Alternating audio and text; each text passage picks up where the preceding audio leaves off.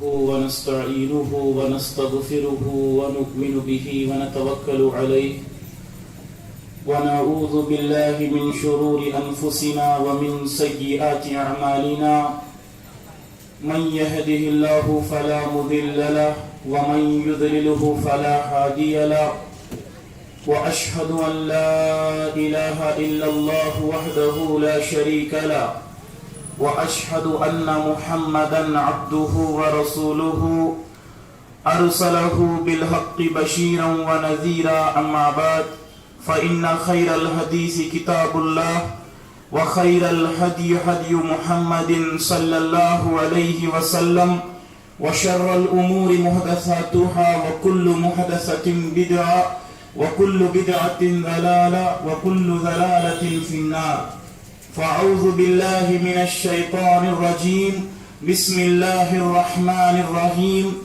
الذي خلق الموت والحياة ليبلوكم أيكم أحسن عملا وهو العزيز الغفور رب اشرح لي صدري ويسر لي أمري واحلل عقدة من لساني يفقه قولي ربي زدني علما ربي زدني علما اللهم ربي زدني علما سبحانك لا علم لنا إلا ما علمتنا إنك أنت العليم الحكيم الله యొక్క శరణ వేడుకుంటూ ఉన్నాను. శైతాన్ యొక్క బారి నుండి శైతాన్ యొక్క చేష్టల నుండి రక్షణ పొందుట కొరకు అనంత కరుణామయుడు అపార కరుణా ప్రదాత అయిన అల్లాహ్ పేరుతో ప్రారంభిస్తూ ఉన్నాను. ప్రియులారా, ముందుగా సర్వస్తోత్రములు సకల లోకాలకు ప్రభువైన అల్లాహ్కే ప్రత్యేకము. అల్హమ్దులిల్లా. ఆయనే అల్లాహ్ సుబ్హానహు వ తఆలా సర్వాన్ని సృష్టించినవాడు, సర్వాన్ని పోషిస్తున్నవాడు, మనకి మరణాన్ని ప్రసాదించేవాడు, మరణాంతరము తిరిగి లేపేవాడు. ఆయనే అల్లాహ్ సుబ్హానహు వ తఆలా కేవలం ఒకే ఒక్కరు, ఎవరి అవసరము లేనటువంటి వాడు, ఎవరికి సంతానము కానటువంటి వాడు, సంతానము కలిగి లేనటువంటి వాడు. ఆ అల్లాహ్కు సరి సమానమైనది ఈ విశ్వములో ఏదీ లేదు ప్రియులారా. ఆయనే అల్లాహ్. ఆయన తప్ప వేరే నిజ ఆరాధ్య దైవము లేరు. ఆయన అల్లాహ్ సజీవుడు, నిత్యుడు, విశ్వ వ్యవస్థకు ఆధారభూతుడు, కునుకు తీయనివాడు, నిధుల పోనివాడు. భూమి ఆకాశాల మధ్య ఉన్నదంతా ఆయనకు చెందినదే సోదరులారా. ఆయనే మన కోసం భూమిని పాన్పుగా పరచినవాడు, ఆకాశాన్ని కప్పువలే చేసినవాడు, ఆకాశము నుండి ధారాలపాతముగా వర్షాన్ని కురిపిస్తున్నవాడు, తద్వారా మానవులకు జీవనోపాధిగా ఫలాలను పంటలను పండింపజేస్తున్నవాడు. ఆయనే అల్లాహ్. సూర్య చంద్ర నక్షత్రాలను సృష్టించినవాడు, వాటిని తమ కక్షలలో నిర్దిష్టంగా తిప్పుతూ ఉన్నవాడు. పగటి వెనకాతల రాత్రిని తెస్తున్నవాడు, రాత్రి వెనకాతల పగటిని తెస్తున్నవాడు. ఆయనే అల్లాహ్. భూమి ఆకాశాల మధ్య ఉన్నదంతా కేవలం 6 దినాలలో సృష్టించినవాడు. ఆయనే అల్లాహ్. ఆది యందు ఉన్నవాడు. ఆయనే అల్లాహ్. అంతము వరకు ఉండువాడు. ఆయనే అల్లాహ్. ప్రళయ దినానికి యజమాని సోదరులారా. ఆ అల్లాహ్ సుబ్హానహు వ తఆలాకు ముందుగా సర్వస్తోత్రములు. అల్హమ్దులిల్లా. పిదప అల్లాహ్ యొక్క సమస్త ప్రవక్తలపై అల్లాహ్ యొక్క కారుణ్యములు, శుభములు మరియు శాంతి వర్షించునుగాక. ప్రత్యేకముగా చిట్ట చివరి దైవ ప్రవక్త, ఆదర్శమూర్తి, హృదయాల విజేత, బానిసలకు రక్షణ, అనాథలకు ఆశ్రయం, స్త్రీ జాతి జననోద్ధారకులు, మానవోత్తములు, మానవ మహోపకారి, అంతిమ దైవ ప్రవక్త హజరతే ముహమ్మదు రసూలుల్లాహ్ సల్లల్లాహు అలైహి వసల్లం వారిపై పిదప మనందరిపై అల్లాహ్ యొక్క శాంతి, కారుణ్యము మరియు శుభములు వర్షించునుగాక. ఆమీన్. ప్రియ సోదరులారా, ఈరోజు సాయంత్రం ఈ యనమల కుదురు ప్రాంతంలో మక్కా మస్జిదే అహ్లే హదీస్ ఆధ్వర్యంలో ఏర్పాటు చేయబడిన మానవ జీవిత లక్ష్యము ఏమిటి అనే ఈ ప్రసంగానికి గాను నేను మరియొక్కసారి మీ అందరినీ ఇస్లామీయ రీతిలో మీకు అభివాదము తెలుపుతూ ఉన్నాను. వస్సలాము అలైకుం వరహ్మతుల్లాహి వబరకాతుహు. దీని యొక్క అర్థము సర్వ సృష్టికర్త అయిన అల్లాహ్ యొక్క శాంతి, కారుణ్యము మరియు శుభములు మీ అందరి జీవితాలలో వర్షించునుగాక. ఆమీన్. ప్రియులారా, మానవ జీవిత లక్ష్యము ఏమిటి? మానవుడు ప్రపంచములో ఏ లక్ష్యము చేత సృష్టింపబడ్డాడు? మానవ జీవితానికి గమనము లేదా? మానవుడు ప్రపంచములో పుడుతున్నాడు, మానవుడు ప్రపంచములో సంపాదిస్తున్నాడు, మానవుడు చనిపోతున్నాడు. అయితే మానవుడు ఒక నిర్దిష్ట లక్ష్యం ఏది లేకుండా పుట్టింపబడ్డాడా సోదరులారా? లేదు ప్రియులారా. ప్రపంచములో ప్రతి ఒక్కటి ఒక నిర్దిష్టమైన ప్రణాళిక ప్రకారం నడుస్తోంది. ఈ సూర్య చంద్ర నక్షత్రాలు, ఈ గ్రహాలు, ప్రతి ఒక్కదానికి ఒక నిర్దిష్టమైన వ్యవహారం అంటూ ఉంది సోదరులారా. ఈ విశ్వ వ్యవస్థలో ప్రతిదీ ఒక నిర్దిష్టమైన బాధ్యతతో తన యొక్క బాధ్యతను నిర్వహిస్తూ ఉన్నది. మరి అలాంటిది ఈ ప్రపంచములోనే అత్యంత ఉత్తముడైన జీవి మానవుడు. మానవ జీవితానికి ఎలాంటి లక్ష్యము లేదా సోదరులారా? పదండి చూద్దాం. ముఖ్తసరి సమయములో మానవ జీవితం యొక్క లక్ష్యము ఏమిటి సోదరులారా? నేను చాలా ముఖ్తసరిగా మీ ముందు మాట పెట్టడానికి ప్రయత్నము చేస్తూ ఉన్నాను. ప్రతి ఒక్క మానవుడు ఈ ప్రపంచములో ఏ జాతికి చెందిన వాడైనా, ఏ ప్రాంతానికి చెందిన వాడైనా, నల్లవాడైనా, తెల్లవాడైనా, ఏ భాష మాట్లాడినా, ఎవరైనా ఏ ప్రాంతములో జీవితము గడుపుతూ ఉన్నా మానవుడు అని ఎవరైతే తనకు తాను చెప్పుకుంటూ ఉన్నాడో ఆ మానవుడు ఆలోచించాల్సిన విషయము సోదరుడా, ఆ మానవుడు ఆలోచించాల్సిన విషయం,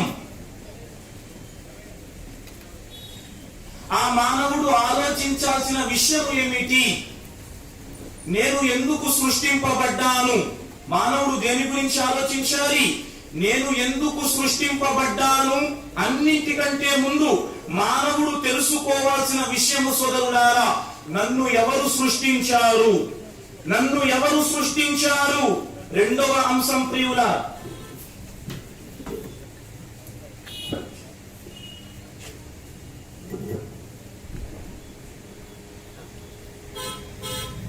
సోదరులారా, ఈ భూమండలంపై ఎంతమంది అయితే మానవులు జీవితం గడుపుతూ ఉన్నారు, ప్రతి ఒక్క మానవుడు తెలుసుకోవాల్సిన మొట్టమొదటి అంశం, మొట్టమొదటి విషయం, నేను ఎందుకు సృష్టింపబడ్డాను? నేను ఎందుకు సృష్టింపబడ్డాను? నన్ను ఎవరు సృష్టించారు? నేను ఈ ప్రపంచము తరువాత నా పయనము ఎటు? మూడు విషయాలు సోదరులారా. మొట్టమొదటి మాట, నన్ను ఎవరు సృష్టించారు? రెండవ మాట, నేను ఎందుకు సృష్టింపబడ్డాను? మూడవ మాట, నా యొక్క ఈ జీవితం ముగిసిన తరువాత నా యొక్క పయనం, నా యొక్క ప్రయాణం ఎటువైపు ఉంటుంది సోదరుడా? అన్నింటికంటే ముందు సోదరులారా, మానవుడు తెలుసుకోవాలి, నన్ను ఎవరు సృష్టించారు? నన్ను సృష్టించిన వాడు ఎవరు? ప్రియులారా, సృష్టించిన వాడు లేకుండా ఈ సృష్టి సృష్టింపబడదు సోదరులారా. ఈ రోజు ప్రపంచంలో కొంతమంది ఉన్నారు, వారు నాస్తికులు అనబడతారు. నాస్తికులు ఏమంటారంటే దైవము లేడు, అన్ని తమంతట తామే ఈ ప్రపంచములో సృష్టింపబడ్డాయి. ఎవరైతే దైవాన్ని విశ్వసిస్తారో వారిని ఆస్తికులు అంటారు. ఎవరైతే దైవాన్ని విశ్వసించారో వారిని నాస్తికులు అంటారు. ప్రియులారా, ఒక నాస్తికుడు, ఒక ఆస్తికుడు పరస్పరం మాట్లాడుకుంటూ ఉన్నారు.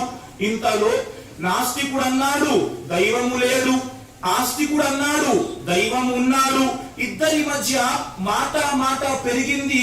ఇద్దరు అనుకున్నారు, సరే నాస్తికుడు అన్నాడు, సరే ఒక చర్చా వేదిక ఏర్పాటు చేసుకుందాం, నువ్వు దేవుడు ఉన్నాడు అని నిరూపించుకో, నేను దేవుడు లేడు అని నిరూపిస్తాను అని నాస్తికుడు పలికాడు. ఒక చర్చా వేదిక తయారు చేయబడింది. నాస్తికుడు అనబడేవాడు చర్చా వేదిక వద్దకు చేరాడు. ఎవడైతే ఆస్తికుడు అనబడుతున్నాడో అతడు 1 గంట ఆలస్యంగా చర్చా వేదికకు వచ్చాడు సోదరుడా.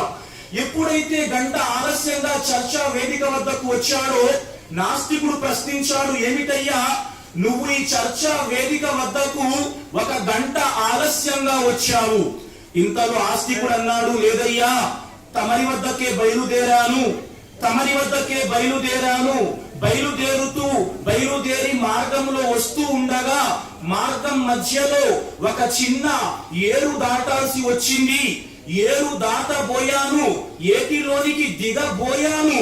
అంతలోనే ఆ ఏటిలో నీటి ప్రవాహం అధికమైపోయింది. ఏమి చెయ్యాలో తెలియక ఏటి ఒడ్డు వద్ద నిలబడిపోయాను. ఇంతలో ఏటి ఒడ్డు వద్ద ఒక తాటి చెట్టు ఉంది. ఆ తాటి చెట్టు దానంతట అదే కిందకి కూలిపోయింది. ఆ తాటి చెట్టు దానంతట అదే నా ముందుకు వచ్చి ఆగిపోయింది. నాకు తెలియకుండానే తాటి చెట్టు ఎక్కేశాను. ఆ తాటి చెట్టు ఏటి అవతల ఒడ్డు నుండి యువతల ఒడ్డు వరకు నన్ను తీసుకువచ్చి దింపింది. ఆ తరువాత మీ వద్దకు వచ్చాను. ఈ తతంగమంతా జరగటానికి ఒక గంట పట్టిందయ్యా, అందుకే గంట ఆలస్యముగా వచ్చాను అని ఆస్తికుడు నాస్తికునితో చెప్పాడు. నాస్తికుడు అన్నాడు, ఏమయ్యా నీకు ప్రపంచంలో ఎవరు దొరకలేదా ఇలాంటి అబద్ధపు మాటలు మాట్లాడటానికి? నేనే దొరికానా ఏంటండి? ఏమయ్యా తాటి చెట్టు దానంతట అదే కింద కూలిపోయిందా? తాటి చెట్టు దానంతట అదే నీ వద్దకు వచ్చేసిందా? తాటి చెట్టు దానంతట అదే నిన్ను అవతల ఒడ్డు నుండి యువతల ఒడ్డుకు దింపిందా? ఇది అసంభవం. తాటి చెట్టు దానంతట అదే కిందన కూలిపోవటం జరగదు. తాటి చెట్టు దానంతట అదే నిన్ను అవతల ఒడ్డు నుండి యువతల ఒడ్డుకు తీసుకురావటం జరగదు. నువ్వు అబద్ధం చెబుతున్నావు అని నాస్తికుడు ఆస్తికునితో చెప్పాడు. అప్పుడు ఆస్తికుడు అన్నాడు, అయ్యా ఒక చిన్న తాటి చెట్టు అవతల ఒడ్డు నుండి యువతల ఒడ్డుకు రాలేదు అంటున్నావు. మరి ప్రపంచములో ఈ విశ్వములో అంత పెద్ద సూర్యుడు ప్రతిరోజు తూర్పున ఉదయిస్తున్నాడు, పడమరన అస్తమిస్తున్నాడు. ఎవరు తిప్పకుండానే సూర్యుడు తూర్పున ఉదయించి పడమరన అస్తమిస్తున్నాడా? ఆ సూర్యుణ్ణి తూర్పున ఉదయింపజేసేవాడు సృష్టికర్త, ఆ సూర్యుణ్ణి పడమర అస్తమింపజేస్తున్నవాడు సృష్టికర్త అని సమాధానము పలికాడు. ప్రియులారా, సోదరులారా, సృష్టికర్త అనేవాడు లేకుండా ఈ సృష్టి సృష్టింపబడలేదు. సోదరులారా, ఓ మానవుడా, అన్నింటికంటే ముందు తెలుసుకో, నిన్ను సృష్టించిన వాడు ఎవరు? నిన్ను సృష్టించిన వాడు ఒకడు ఉన్నాడు. ప్రియులారా, ఈ ప్రపంచంలో ప్రతి దానిని ఎవరో ఒకరు తయారు చేశారు. ఈ మైకులో నేను మాట్లాడుతున్నాను, దీనిని ఫలానా ఆహుజా కంపెనీ వాడు తయారు చేశాడు. ఒక ఫోన్ నేను వాడుతున్నాను, ఫలానా శాంసంగ్ కంపెనీ వాడు తయారు చేశాడు. మీరు కుర్చీల మీద కూర్చున్నారు, ఈ కుర్చీలను ఫలానా నీల్ కమల్ కంపెనీ వాడు తయారు చేశాడు. నా ముందు కెమెరా పెట్టబడి ఉంది, ఫలానా కెనాన్ అనే కంపెనీ వాడు ఈ కెమెరా తయారు చేసి ఉండవచ్చు. మరి ప్రతి దానిని సృష్టించిన వాడు ఒకడున్నాడు, దానిని తయారు చేసిన వాడు ఒకడున్నాడు. మరి ఈ మానవ దేహాన్ని తయారు చేసిన వాడు ఎవరు? నిన్ను సృష్టించిన వాడు ఎవరు? ఎప్పుడైనా ఆలోచించావా? నిన్ను ఎలా సృష్టించాడు? నీకు ఇంత అందమైన రూపాన్ని ఎలా ఇచ్చాడు? ప్రియులారా, ఆలోచించండి. ఒక దైవం మనల్ని సృష్టించాడు. ప్రియులారా, పవిత్ర ఖురాన్ గ్రంథం అంటూ ఉన్నది, మిమ్మల్ని సృష్టించిన వాడు ఒకడున్నాడు. ఎలా సృష్టించాడు? సుబ్హానల్లాహ్. పవిత్ర ఖురాన్ గ్రంథం 39వ సూరే జుమర్ ఆయతు సంఖ్య 6లో దైవం అంటూ ఉన్నాడు, ఖలకకుం మిన్ నఫ్సిన్ వాహిదా ثم جعل منها زوجها وأنزل لكم من الأنعام 8 أزواج يخلقكم في بطون أمهاتكم خلقا من بعد خلق في ظلمات 3. ప్రియులారా, మానవుడు ఎలా సృష్టింపబడ్డాడు? ఒక చిన్న వీరపు బిందువు వలె మానవుడు తల్లి గర్భములోనికి ప్రవేశించాడు. ప్రియులారా, పవిత్ర ఖురాన్ గ్రంథం అంటుంది, మొట్టమొదట మానవుడు మట్టితో తయారు చేయబడ్డాడు. ఆ తరువాత వీర్యపు బిందువుతో తయారు చేయబడ్డాడు. వలకద్ ఖలక్నల్ ఇన్సాన మిన్ సులాలతిన్ మిన్ తీన్, మానవుడు మొట్టమొదటగా మట్టితో తయారు చేయబడ్డాడు. సుమ్మ జఅల్నాహు నుత్ఫతన్ ఫీ ఖరారిన్ మకీన్, ఆ తరువాత మానవుడు ఒక వీర్యపు బిందువు ద్వారా తయారు చేయబడ్డాడు. సోదరులారా, ప్రియులారా, మానవుడు తల్లి గర్భములో 3 చీకటి పొరల లోపల, పవిత్ర ఖురాన్ గ్రంథం అంటుంది, జుల్మాతిన్ సలాస్, 3 చీకటి పొరల లోపల మానవుడికి రూపం ఇవ్వటం జరిగింది. ఏమిటండి? గర్భాశయపు పొర, అండాశయపు పొర, మాది పొర, amniotic wall, uterine wall, abdominal wall, 3 చీకటి పొరల లోపల మానవుడికి ఇంత అందమైన రూపం ఇవ్వటం జరిగింది. మానవుడు తల్లి గర్భములో మొదటి 40 రోజుల వరకు రక్తపు ముద్ద వలె ఉంటాడు. తరువాత 40 రోజులకు మానవుడు మాంసపు ముద్దగా మారుతాడు.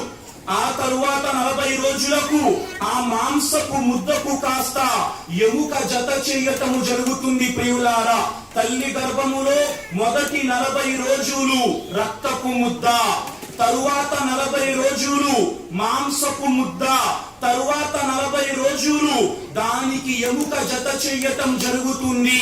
120 రోజులు, 4 మాసాల తరువాత మన యొక్క దేహములో ప్రాణం వేయటం జరుగుతుంది. ప్రియులారా, తల్లి గర్భములో 3 చీకటి పొరల లోపల మనిషికి ఇంత అందమైన రూపాన్ని ఇచ్చిన వాడు సృష్టికర్త ఉన్నాడు. సోదరులారా, ఏదైనా తెలుసా? తల్లి గర్భములో మనకి జ్ఞానం ఉన్నదా? పవిత్ర ఖురాన్ గ్రంథం అంటూ ఉన్నది, 16వ సూరే నహల్ వాక్యము సంఖ్య 78లో ఆ సృష్టికర్త సెలవిస్తూ ఉన్నారు, వల్లాహు అఖ్రజకుం మిన్ బుతూని ఉమ్మహాతికుం లా తఅలమూన షైఆ వజఅల లకుముస్ సమఅ వల్ అబ్సార వల్ అఫ్ఇదా లఅల్లకుం తష్కురూన్. సోదరులారా, ఆ దైవం అంటూ ఉన్నాడు, మీ తల్లి గర్భాలలో మీకు ఏమీ తెలియని సమయములో, మీ తల్లి గర్భాలలో మీకు ఏమీ తెలియని సమయములో మీకు వినటానికి చెవులు ప్రసాదించిన వాడు మీ సృష్టికర్త. మీరు చూసే కనులు ప్రసాదించిన వాడు మీ సృష్టికర్త. ఆలోచించే హృదయాన్ని ఇచ్చిన వాడు మీ సృష్టికర్త. ప్రియులారా, మరి ఈ మానవ దేహాన్ని తయారు చేసిన ఆ సృష్టికర్త యొక్క గొప్పతనాన్ని మనము ఏమని కొనియాడగలం? ప్రియులారా, ఏ విధంగా ఈ దేహాన్ని తయారు చేశాడో చూడండి. ప్రియులారా, మనిషి దేహములో హృదయాన్ని పెట్టాడు, గుండెను పెట్టాడు. ప్రియులారా, ఏదైతే మానవ హృదయంలో గుండె ఉన్నదో ఇది నిమిషానికి 5 నుండి 7 లీటర్ల రక్తాన్ని పంపించేస్తుంది. మానవ హృదయము రోజుకు సుమారు 7600 లీటర్ల రక్తాన్ని పంపించేస్తుంది. ఒక దినానికి, ఒక రోజుకు మానవ హృదయం ఎన్ని లీటర్ల రక్తాన్ని పంపించేస్తుందండి? 7600 లీటర్ల రక్తాన్ని మన హృదయం పంపించేస్తుంది. స్విచ్ ఉందా ప్రియులారా? వైర్ ఉందా ప్రియులారా?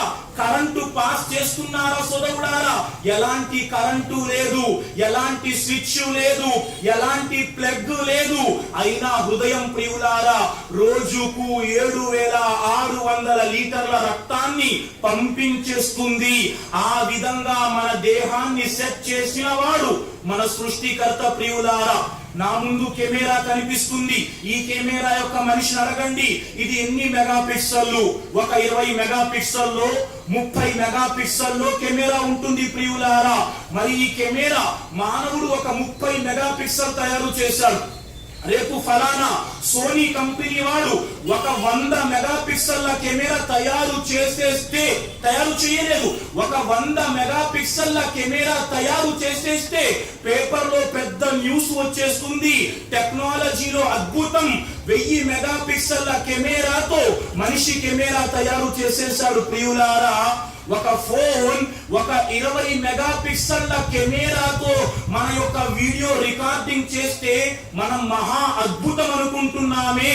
మరి మన సృష్టికర్త మన దేహాన్ని సృష్టించి మన దేహములో ఒక కన్ను అనే కెమెరాను ఫిక్స్ చేశాడు. ప్రియులారా, ఎప్పుడైనా ఆలోచించారా మానవ కన్ను ఎన్ని మెగా పిక్సెళ్ల కెమెరానో? సోదరులారా, మానవ కన్ను ప్రియులారా 576 మెగా పిక్సెళ్ల కెమెరా. అల్లాహు అక్బర్. మానవ కన్ను సోదరులారా 576 మెగా పిక్సెళ్ల కెమెరా. ఈ రోజు శాస్త్రవేత్తలు అంటూ ఉన్నారు 1,00,000 కోట్లు ఖర్చు పెట్టినా 1,00,000 కోట్లు ఖర్చు పెట్టినా ఎవ్వరూ కూడా మానవ కన్ను తయారు చెయ్యలేరు. ఇది కోటి రంగుల్ని చూడగలదు ప్రియులారా. మరి కంటిని సృష్టించిన వాడు మన సృష్టికర్త ప్రియులారా. ఆ తరువాత చూడండి మన గుండె అట రోజుకు ఎనర్జీ రిలీజ్ చేస్తుందట. ఈ రోజు ఆధునిక శాస్త్రం అంటుంది మానవ గుండె రోజుకు రిలీజ్ చేసే ఎనర్జీతో ఒక లారీని 30 కిలోమీటర్ల పాటు లాగొచ్చట. మనిషి హృదయం రోజుకు రిలీజ్ చేసే శక్తితో ఒక లారీను 30 కిలోమీటర్ల పాటు నడపవచ్చు. మన బాడీ అరగంటలో రిలీజ్ చేసే ఉష్ణోగ్రతతో మానవ దేహం అరగంటలో ఏదైతే ఉష్ణోగ్రతను ఉత్పత్తి చేస్తుందో దానితో ప్రియులారా 114 లీటర్ల నీటిని వేడి చేయొచ్చట. మన మెదడు ఏదైతే ఉందో ఇది 25 వాట్ల ఎలక్ట్రిసిటీ ప్రొడ్యూస్ చేస్తుందట. దాని ద్వారా ఒక బల్బును వెలిగించవచ్చు. అరే, మరి మనిషి దేహాన్ని ఇంత గొప్పగా తయారు చేసిన వాడిని నువ్వు గుర్తించావా? నువ్వు పోల్చుకున్నావా? మానవుడా, నీ జీవితంలో అన్నింటికంటే మొట్టమొదటి లక్ష్యం నిన్ను సృష్టించిన వాడిని గుర్తించు. నిన్ను సృష్టించిన వాడిని గుర్తించు.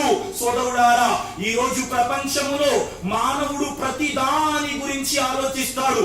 మార్కెట్కి వెళ్ళి ఒక 10 రూపాయలు పెట్టి ఏదైనా వస్తువు కొంటే, మార్కెట్కి వెళ్ళామండి, మార్కెట్కు వెళ్ళి ఒక 100 రూపాయలు ఇచ్చి ఒక మట్టి కుండ కొనాలి.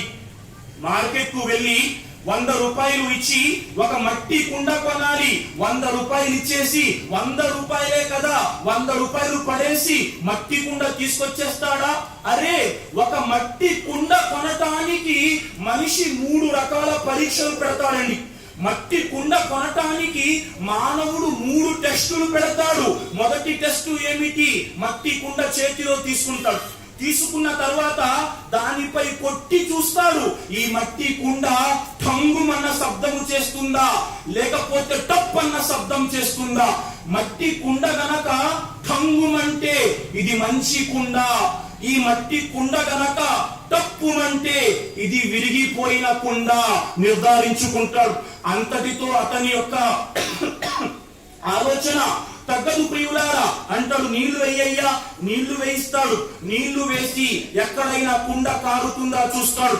దానితో కూడా ఊరుకోడు. తిరిగి కుండ తీసుకొని ఆకాశం పైకి పెట్టి లోపల కన్ను పెట్టి చూస్తాడు. ఎక్కడైనా కన్నం ఉందా, కనిపిస్తుందా ఆకాశం అని. అయ్యా, ఒక మట్టి కుండ కొనటానికి అన్ని పరీక్షలు పెడుతున్నావే, మరి నీ దైవాన్ని గుర్తించటానికి ఎన్ని పరీక్షలు పెడుతున్నావు? దేన్ని పడితే దాన్ని ఆరాధిస్తున్నాము. తినే వారిని ఆరాధిస్తున్నాం, త్రాగే వారిని ఆరాధిస్తున్నాం, కునుకు తీసే వారిని ఆరాధిస్తున్నాం, రాత్రి నిద్రించే వారిని ఆరాధిస్తున్నాం, కాలకృత్యాలు తీర్చుకునే వారిని ఆరాధిస్తున్నాం, తల్లి తండ్రి కలిగిన వారిని ఆరాధిస్తున్నాం, సంతానం ఉన్న వారిని ఆరాధిస్తున్నాం, మరణించే వారిని ఆరాధిస్తున్నాం. ప్రియులారా, నీ సృష్టికర్త మరణించేవాడా? ఒక్కసారి తెలుసుకో. నీ సృష్టికర్త రోజుకు 3 పూటల భోజనం చేసేవాడా? ఒక్కసారి పరిశీలించుకో. నీ సృష్టికర్త నీ వలె అనారోగ్యం పాలైతే ఆసుపత్రిలోకి వెళ్లి ఐసీయూలో ఉంటాడా? ఒక్కసారి తెలుసుకో మానవులారా. సృష్టికర్త అనేవాడు ఎవరు? సృష్టికర్త అనేవాడు ఎవరు? మొట్టమొదటి లక్షణం ప్రియులారా, నేను ఎక్కువ లోపలికి వెళ్లకుండా ముఖ్తసరి మాటలు మీ ముందు ఉంచుతున్నాను. మానవులారా, ఓ నా సోదరులారా, మిమ్మల్ని సృష్టించిన వాడిని గుర్తించండి. ఈ రోజు ప్రపంచములో మానవుడు ప్రతి దానిని నిర్దిష్టంగా పరీక్షించుకొని ప్రమాణముతో ప్రతి దానిని తెలుసుకుంటున్నాడు. మరి నిన్ను సృష్టించిన వాడు ఎవరై ఉంటాడు సోదరులారా? పవిత్ర ఖురాన్ గ్రంథం 112వ అధ్యాయము 1 నుండి 4 వరకు వాక్యాలు చాలా స్పష్టంగా చెబుతున్నాయి. దైవం అంటే ఎలాంటి గుణగణాలు కలిగిన వాడు? సోదరులారా, 5 గుణగణాలు. ఎవరిలోనైతే ఈ 5 గుణగణాలు ఉన్నాయో ఆయనే సర్వ మానవాళి యొక్క దైవము. సర్వ మానవాళి యొక్క దైవం ఒక్కడే ప్రియులారా. ఈరోజు అనుకుంటున్నారు ప్రజలు అనేక మంది దైవాలు ఉన్నారు. లేరు సోదరులారా, ఒకే ఒక్క దైవం ఉన్నాడు. ఈ రోజు సర్వ మానవాళి త్రాగుతున్న నీరు ఒక్కటే, సర్వ మానవాళి పీల్చుతున్న గాలి ఒక్కటే, సర్వ మానవాళి జననం ఒక్కటే, సర్వ మానవాళి కోసం ఆకాశంలో సూర్యుడు ఒక్కడే, సర్వ మానవాళి కోసం ఆకాశంలో చంద్రుడు ఒక్కడే, సర్వ మానవాళి జీవితం సాగిస్తున్న నేల ఒక్కటే, సర్వ మానవాళి పీల్చుతున్న గాలి ఒక్కటే, సర్వ మానవాళిని సృష్టించిన సృష్టికర్త కూడా ఒకే ఒక్కడు. 2 3 లేరు ప్రియులారా. ఒకవేళ 2 3 గనక దైవాలు ఉంటే వారు పరస్పరం పోటీ పడి కొట్టుకునేవారు. ఈ రోజు ప్రపంచంలో ఏమిటి? ఒకే పీఠంపై కూర్చోవాలంటే ప్రజల మధ్య ఆధిపత్య పోరుంటుంది. 2 3 ఉంటే వాళ్ళే కొట్టుకునేవారు, ప్రపంచం నాశనం అయిపోయేది. కానీ ఎంత నిక్కచ్చిగా నడుస్తుంది ప్రపంచం, ఎంత నిక్కచ్చిగా. ఒక చిన్న ఉదాహరణ ప్రియులారా, ఈ భూమి ఏదైతే ఉందో ఇది గంటకు 1260 కిలోమీటర్ల వేగంతో ప్రయాణం చేస్తుందట.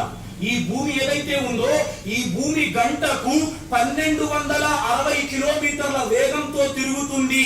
ఏదైనా సౌండ్ వస్తుందా? డిస్టర్బెన్స్ వస్తుందా? ఒక ట్రైన్ లో కూర్చొని మనం వెళ్తూ ఉంటాం. మన ట్రైన్ 80 కిలోమీటర్లు గంటకు, అవతల పక్క ట్రాక్ మీద ఇంకొక ట్రైన్ వస్తుంది 80 కిలోమీటర్లు గంటకు. చెవులు మూసుకుంటాం, అంత శబ్దము చేసి ట్రైన్ వెళ్తుంది. ఈ భూమండలం గంటకు 1260 కిలోమీటర్ల వేగంతో తిరుగుతుంది. ఏమాత్రం శబ్దము లేకుండా తిరుగుతుంది. దీన్ని నడిపిస్తున్నవాడు మానవుల సృష్టికర్త ప్రియులారా. ఎంత గొప్ప సృష్టికర్త సోదరులారా! ఎలాంటి సృష్టికర్త చూడండి. ఈ ప్రపంచాన్ని సృష్టించాడు. దీనిపై ప్రజలకు ప్రతి రకమైన అవసరాన్ని ఏర్పాటు చేశాడు. ఎలా సృష్టించాడు? అల్లాహ్ అక్బర్. ఈ లైట్ ఇంత దగ్గరలో ఉంది. దీని కాంతి సూర్యుని కాంతి వలె ఉంటుందా? పొద్దున్న ఈ లైట్ తో ఇప్పుడున్న కాంతి ఒకటేనా? లేదు ప్రియులారా, ఇంత దగ్గరలో ఉంది లైట్. ఎంత వాట్స్ పెట్టేయండి వెలుగు పెరగదు. కానీ ఆకాశంలో సూర్యుడు ఎంత దూరంలో ఉన్నాడు? భూమికి సూర్యునికి మధ్య దూరం ఎంత?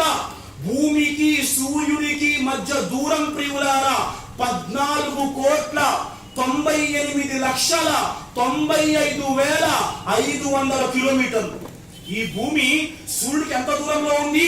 14,98,95,500 కిలోమీటర్ల దూరములో ఉన్నాడు సూర్యుడు. కానీ ఏ విధంగా మనకి వెలుగునిస్తున్నాడు? అక్కడి నుండి వెలుగు భూమికి రావడానికి కేవలం 14 కోట్ల కిలోమీటర్లు, 14,98,95,500 కిలోమీటర్ల దూరంలో ఉన్న సూర్యుడి నుండి మనకి వెలుతురు ఎలా వస్తుందండి? 8 నిమిషాల 3 సెకండ్లలో ఆ వెలుగు వచ్చి పడిపోతుంది. అల్లాహు అక్బర్. ఇంత దూరంలో సూర్యుడి వద్ద నుండి వెలుగు కేవలం 8 నిమిషాల 3 సెకండ్లలో వచ్చి పడిపోతుంది. ఇంత అద్భుతంగా దీన్ని తయారు చేసిన వాడే మానవులందరి సృష్టికర్త. ఓ మానవుడా, అన్నింటికంటే ముందు నీ సృష్టికర్తను గుర్తించు. ఎవరు సృష్టికర్త? ఈ రోజు ప్రతి ఒక్కడు అంటున్నాడు సృష్టికర్త ఉన్నాడు, దేవుడున్నాడు. ఎవడు సృష్టికర్త? ఈ రోజు ప్రపంచానికి ప్రశ్నిస్తున్నాను, సృష్టికర్త అంటే దానికి ప్రమాణం ఏమిటి? సృష్టికర్త అంటున్నారు కదా, సృష్టికర్త అనటానికి ప్రమాణం ఏంటి? ఎవరైనా దైవాన్ని నిర్వర్తించండి.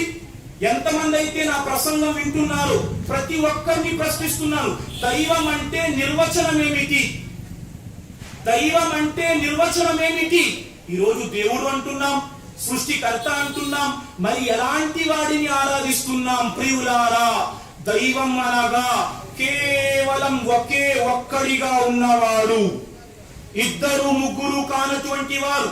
ఒకవేళ ఈ విశ్వ వ్యవస్థలో ఇద్దరు ముగ్గురు దైవాలు ఉంటే పవిత్ర ఖురాన్ గ్రంథం అంటూ ఉన్నది, 21వ సూరే అంబియా వాక్యము సంఖ్య 22, లౌ కాన ఫీహిమా ఆలిహతున్ ఇల్లల్లాహ్ లఫసదత ఫసుబ్హానల్లాహి రబ్బిల్ అర్షి అమ్మా యసిఫూన్.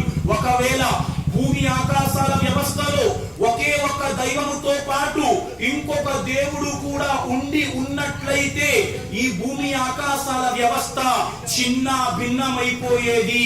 కాబట్టి నడిపిస్తున్నవాడు ఒక్కడే. రెండవ మాట ఏమండి, నడిపిస్తున్న వాడికి అవసరాలు ఉన్నాయా? మళ్ళాగా తింటాడా, మళ్ళాగా తాగుతాడా, మళ్ళాగా కొనుక్కు తీస్తాడా, మళ్ళాగా నిద్రపోతాడా, మళ్ళాగా పొద్దున్న 5 గంటలకి కాలకృత్యాలు తీర్చుకుంటాడా? లేదు. ఎలాంటి అవసరము లేనటువంటి వాడు నీ సృష్టికర్త. తినేవాడు కాదు, త్రాగేవాడు కాదు, కునుకు తీసేవాడు కాదు, నిద్రపోయేవాడు కాదు, కాలకృత్యాలు తీర్చుకునేవాడు కాదు నీ సృష్టికర్త. మూడవ మాట ప్రియులారా, ఆయనకి సంతానము లేదు. ఆయన ఎవరికి సంతానము కాదు. దైవం ఎవరికి సంతానము కాదు ప్రియులారా. దేవునికి తల్లి తండ్రి ఉండరు. ఒకవేళ దేవునికి తల్లి తండ్రి ఉంటే ఆ తల్లి తండ్రిని సృష్టించిన వాడు ఎవరు సోదరులారా? కాబట్టి ఆయన ఎవరికి సంతానము కాదు. ఆయనకు సంతానము లేరు. ఆయనకు సరి సమానమైనది విశ్వములో ఏదీ లేదు. మిట్ట మధ్యాహ్నం ఆకాశంలో సూర్యున్నే మానవుడు చూడలేడు. ఈ విశ్వ వ్యవస్థ ఎంత వరకు ఉన్నదో మనిషికి తెలియదు. అలాంటిది మనిషి దైవాన్ని చూడగలడా? మనిషి తనను సృష్టించిన సృష్టికర్తను చూడగలడా? చూడలేడు. పవిత్ర ఖురాన్ గ్రంథం అంటూ ఉన్నది, 6వ సూరే అన్ఆమ్ ఆయత సంఖ్య 103, లా తుద్రికుల్ అబ్సార్ వహువ యుద్రికుల్ అబ్సార్ వహువల్ లతీఫుల్ ఖబీర్. ఆయనను ఏ కన్ను చూడజాలదు, ఆయనను ఏ కన్ను చూడజాలదు. ఆయన సమస్తాన్ని చూస్తున్నాడు, సూక్ష్మాన్ని చూస్తున్నాడు, అతి సూక్ష్మాన్ని చూస్తున్నాడు. కాబట్టి దైవాన్ని ఏ కన్ను చూడలేదు. కాబట్టి ఆయనకు రూపాన్ని కలిగించకండి. ఫలా తద్రిబు లిల్లాహిల్ అంసాల ఇన్నల్లాహ యఅలము వ అంతుం లా తఅలమూన్. ఖురాన్ గ్రంథం అంటూ ఉన్నది, దైవానికి పోలిక కల్పించకండి, దైవానికి పోలిక కల్పించకండి. మీకు ఏమీ తెలియదు, ఆ దైవానికి సమస్తము తెలుసు. కాబట్టి మానవ జీవిత లక్ష్యములో మొదటి మాట, నిన్ను సృష్టించిన వాడు ఎవరు గుర్తించు.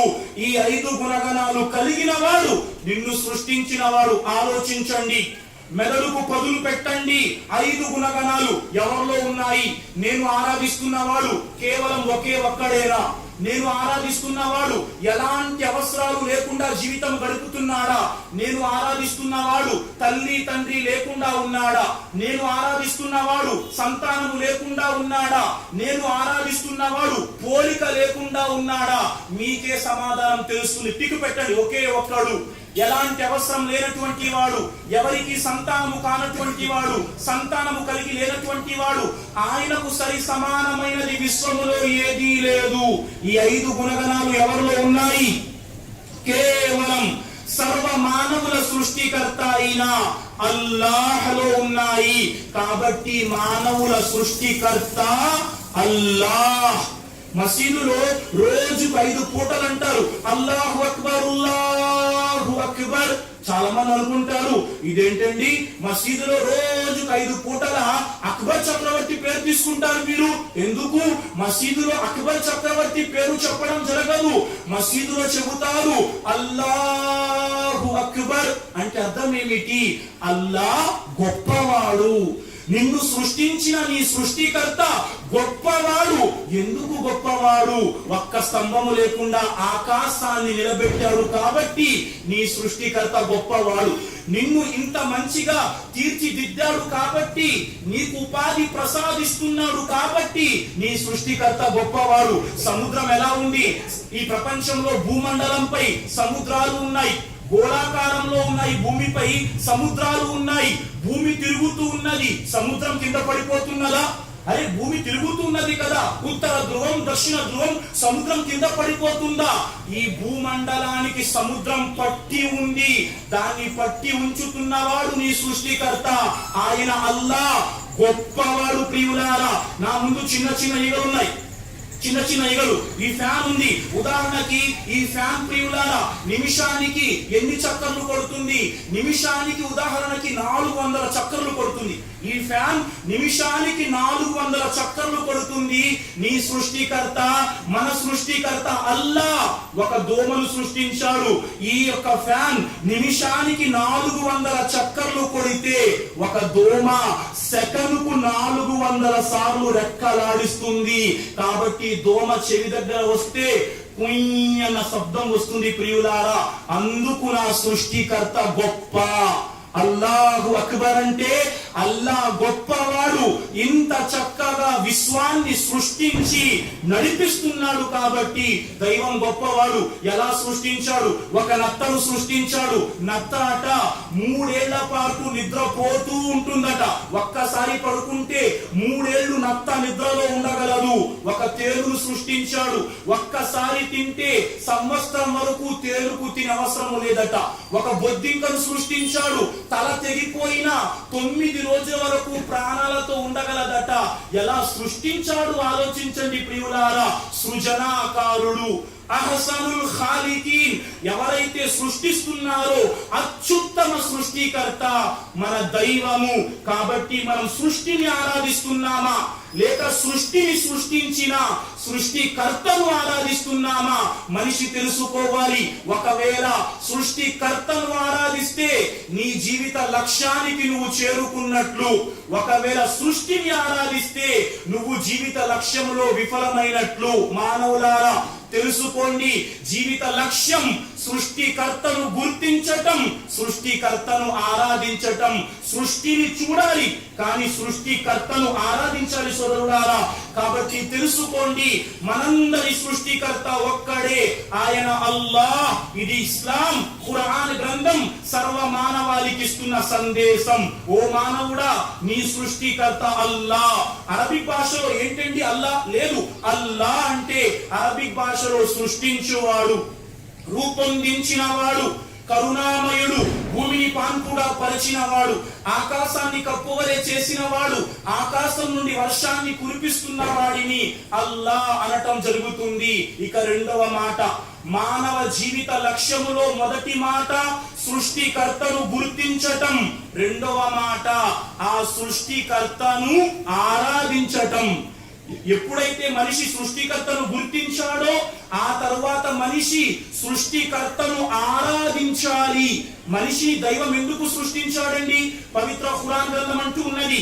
51వ సూరే జారియాత్ ఆయత సంఖ్య 56లో దైవం అంటూ ఉన్నాడు. ఏమంటున్నాడు? వమా ఖలఖతుల్ జిన్న వల్ ఇన్స ఇల్లా లియఅబుదూన్, మేము మానవులను మరియు జిన్నాతులను కేవలం నా ఆరాధన కోసం మాత్రమే సృష్టించాను. ప్రియులారా, ఈ రోజు ఎవరైతే సరే, మొదటి మాట అందరి కోసం మీ సృష్టికర్త అల్లాహ్, అల్లాహ్ను ఆరాధించండి. రెండవ మాట, ఇప్పుడు ఎవరైతే సృష్టికర్త అల్లాహ్గా నమ్ముతున్నారో వారు నిజంగా సృష్టికర్తను ఆరాధిస్తున్నారా? రెండో మాట, ఆరాధన లక్ష్యం ఏమిటి? ఒకే ఒక్క సృష్టికర్తను ఆరాధించటం.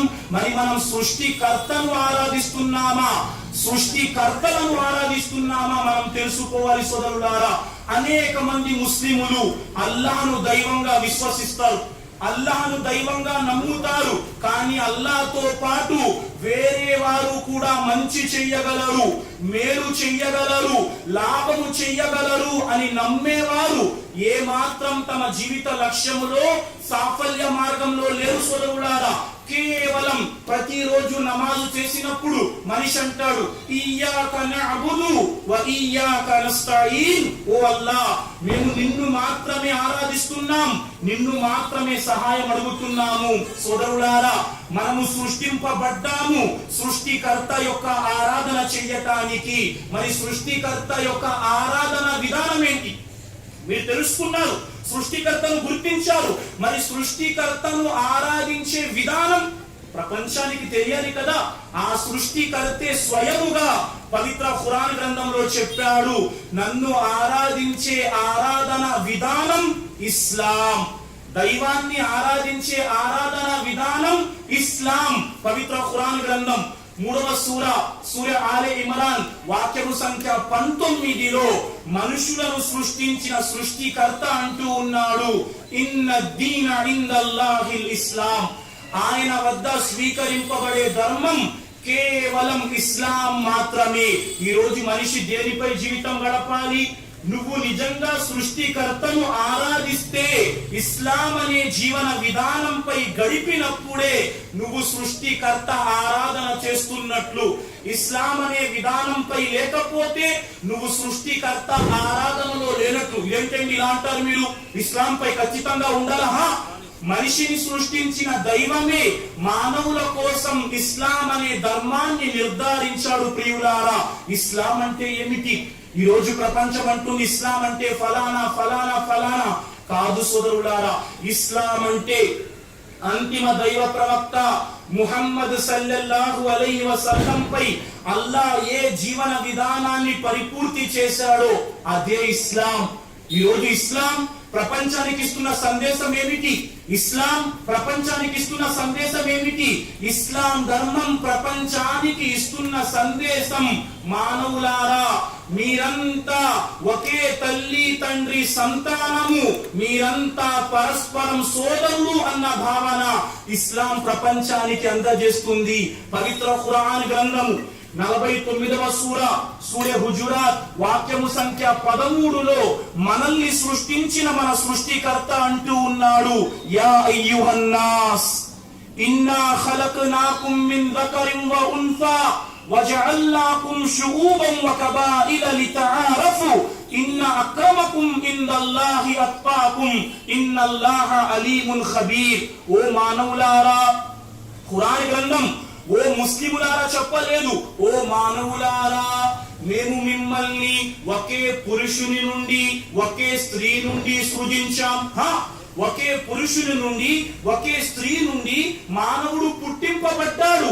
ఒకరినొకరు పోల్చుకునేందుకు, ఒకరినొకరు పరిచయము చేసుకునేందుకు వేరు వేరు జాతులుగాను వేరు వేరు తెగలుగాను సృష్టించాము. ఎవరైతే దైవానికి భయపడతారో వారే దైవము దృష్టిలో గౌరవనీయులు. ప్రియులారా, ఈ రోజు ఇస్లాం మొట్టమొదటిది మన సృష్టికర్త అల్లాహ్, సర్వ మానవాళి సృష్టికర్త. రెండవ మాట, మన ఆరాధన విధానం ఇస్లాం. ఇస్లాం ప్రపంచానికి ఇస్తున్న సందేశం, మానవులారా మీరంతా ఒక్కటే. ఎప్పుడు చెప్పలేదు ఇస్లాం ప్రజల్ని ముక్కలు చేయమని. వేరే వారు చెప్పారు ఏమని? కొంతమంది ప్రజలను ముఖము నుండి పుట్టించడం జరిగింది, కొంతమందిని భుజము నుండి పుట్టించడం జరిగింది, కొంతమందిని తొడ నుండి పుట్టించడం జరిగింది, కొంతమందిని పాదాల నుండి పుట్టించడం జరిగింది. ఎవరైతే తల నుండి పుట్టారో వారు ఏం చేస్తారు? విద్య అందిస్తారు. ఎవరైతే భుజం నుండి పుట్టారో వారు రాజ్యాన్ని చూస్తారు. ఎవరైతే తొడ నుండి పుట్టారో వ్యాపారం చేస్తారు. ఎవరైతే పాదాల కింద పుట్టారో ఈ ముగ్గురికి సేవ చేస్తారు. ఇలాంటి విషయం ఇస్లాం బోధించదు ప్రియులారా. ఇస్లాం అంటుంది ప్రతి మానవుడు దైవం ముందు సమానమే. మానవులలో తెల్లవారు నల్లవారు రాజు రైతు భేద భావము లేదు. మహాప్రవక్త ముహమ్మద్ సల్లల్లాహు అలైహి వసల్లం తన అంతిమ హజ్ ప్రసంగంలో చెబుతున్నారు, మీలో ఏ నల్లవాడు తెల్లవాని కంటే అధికము కాదు, ఏ తెల్లవాడు నల్లవాని కంటే ఎక్కువ కాదు, ఏ అరబ్బేతరుడు అరబ్బుని కంటే ఎక్కువ కాదు, ఏ అరబ్బేతరుడు అరబ్బుని కంటే ఎక్కువ కాదు. సోదరులారా, చూస్తున్నాం ప్రపంచం ఈ రోజుకి చూస్తున్నాం ప్రపంచం. ఫలానా రాష్ట్రంలో దళితుడు వివాహ ఊరేగింపులో గుర్రం మీద కూర్చున్నాడు. దళితుడు గుర్రం మీద కూర్చుంటాడా? దళితుడిని చంపేస్తున్నారు, ఆ గుర్రాన్ని చంపేస్తున్నారు. పాపం మూగజీవం ఏం చేసింది? సోదరులారా, ప్రపంచములో మనిషిని మనిషిగా గుర్తించే ధర్మం ఇస్లాం. ఇస్లాం ధర్మాన్ని మీరు తెలుసుకోండి. మనిషిని మనిషిగా గుర్తించే ధర్మం ఇస్లాం. ప్రియులా, మహాప్రవక్త ముహమ్మద్ సల్లల్లాహు అలైహి వసల్లం కాలములో ఒక నల్లటి నీగ్రో స్త్రీ ప్రవక్త వారి మసీదు తుడిచేది. ప్రవక్త వారి మసీదు ఎవరు తుడిచేవారు? ఒక నల్లటి నీగ్రో స్త్రీ తుడిచేది. అకస్మాత్తుగా ఆమె చనిపోయింది. ఆమె చనిపోతే శిష్యులు ఏం చేశారు? ఆమె చనిపోయిన సంఘటన ప్రవక్తకు చెప్పలేదు. ఆమెను తీసుకువెళ్లి ఖననము చేసేశారు, మట్టిలో కలిపేశారు. రోజులు గడుస్తూ ఉన్నాయి. ప్రవక్త వారు ఆరా తీశారు. ఏది? ఆ నల్లటి నీగ్రో స్త్రీ మసీదు శుభ్రపరిచేది కదా అన్నారు శిష్యులు. ప్రవక్త, ఆమె చనిపోయింది.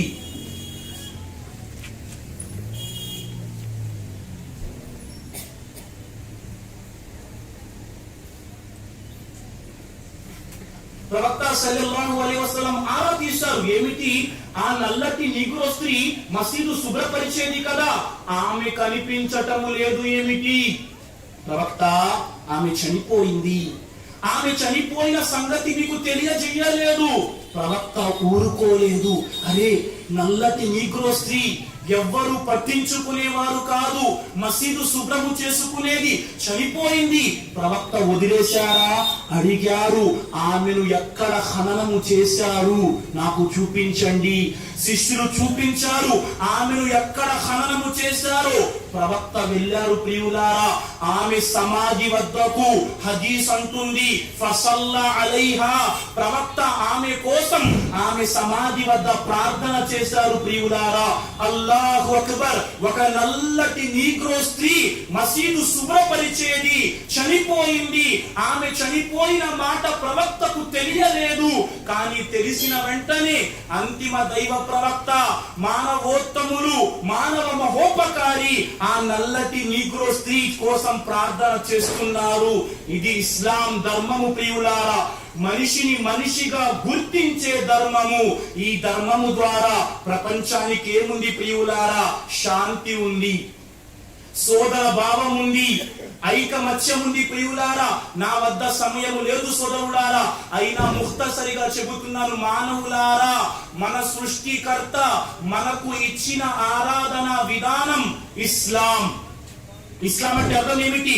ఇస్లాం అంటే శాంతిగా తనను సృష్టించిన తన సృష్టికర్తకు విధేయత చూపుతూ తన జీవితాన్ని సృష్టికర్తకు అర్పించే జీవన విధానాన్ని ఇస్లాం అంటారు. ఇస్లాం ధర్మంలో ఏముంది సోదరులారా? మన జీవిత లక్ష్యములో ఆరాధన విధానం తెలుసుకొని ఆరాధన చెయ్యాలి. ఆ తరువాత ప్రియులారా, ఇస్లాం ధర్మం ప్రపంచానికి ఇస్తున్న సందేశం ఏమిటి సోదరులారా?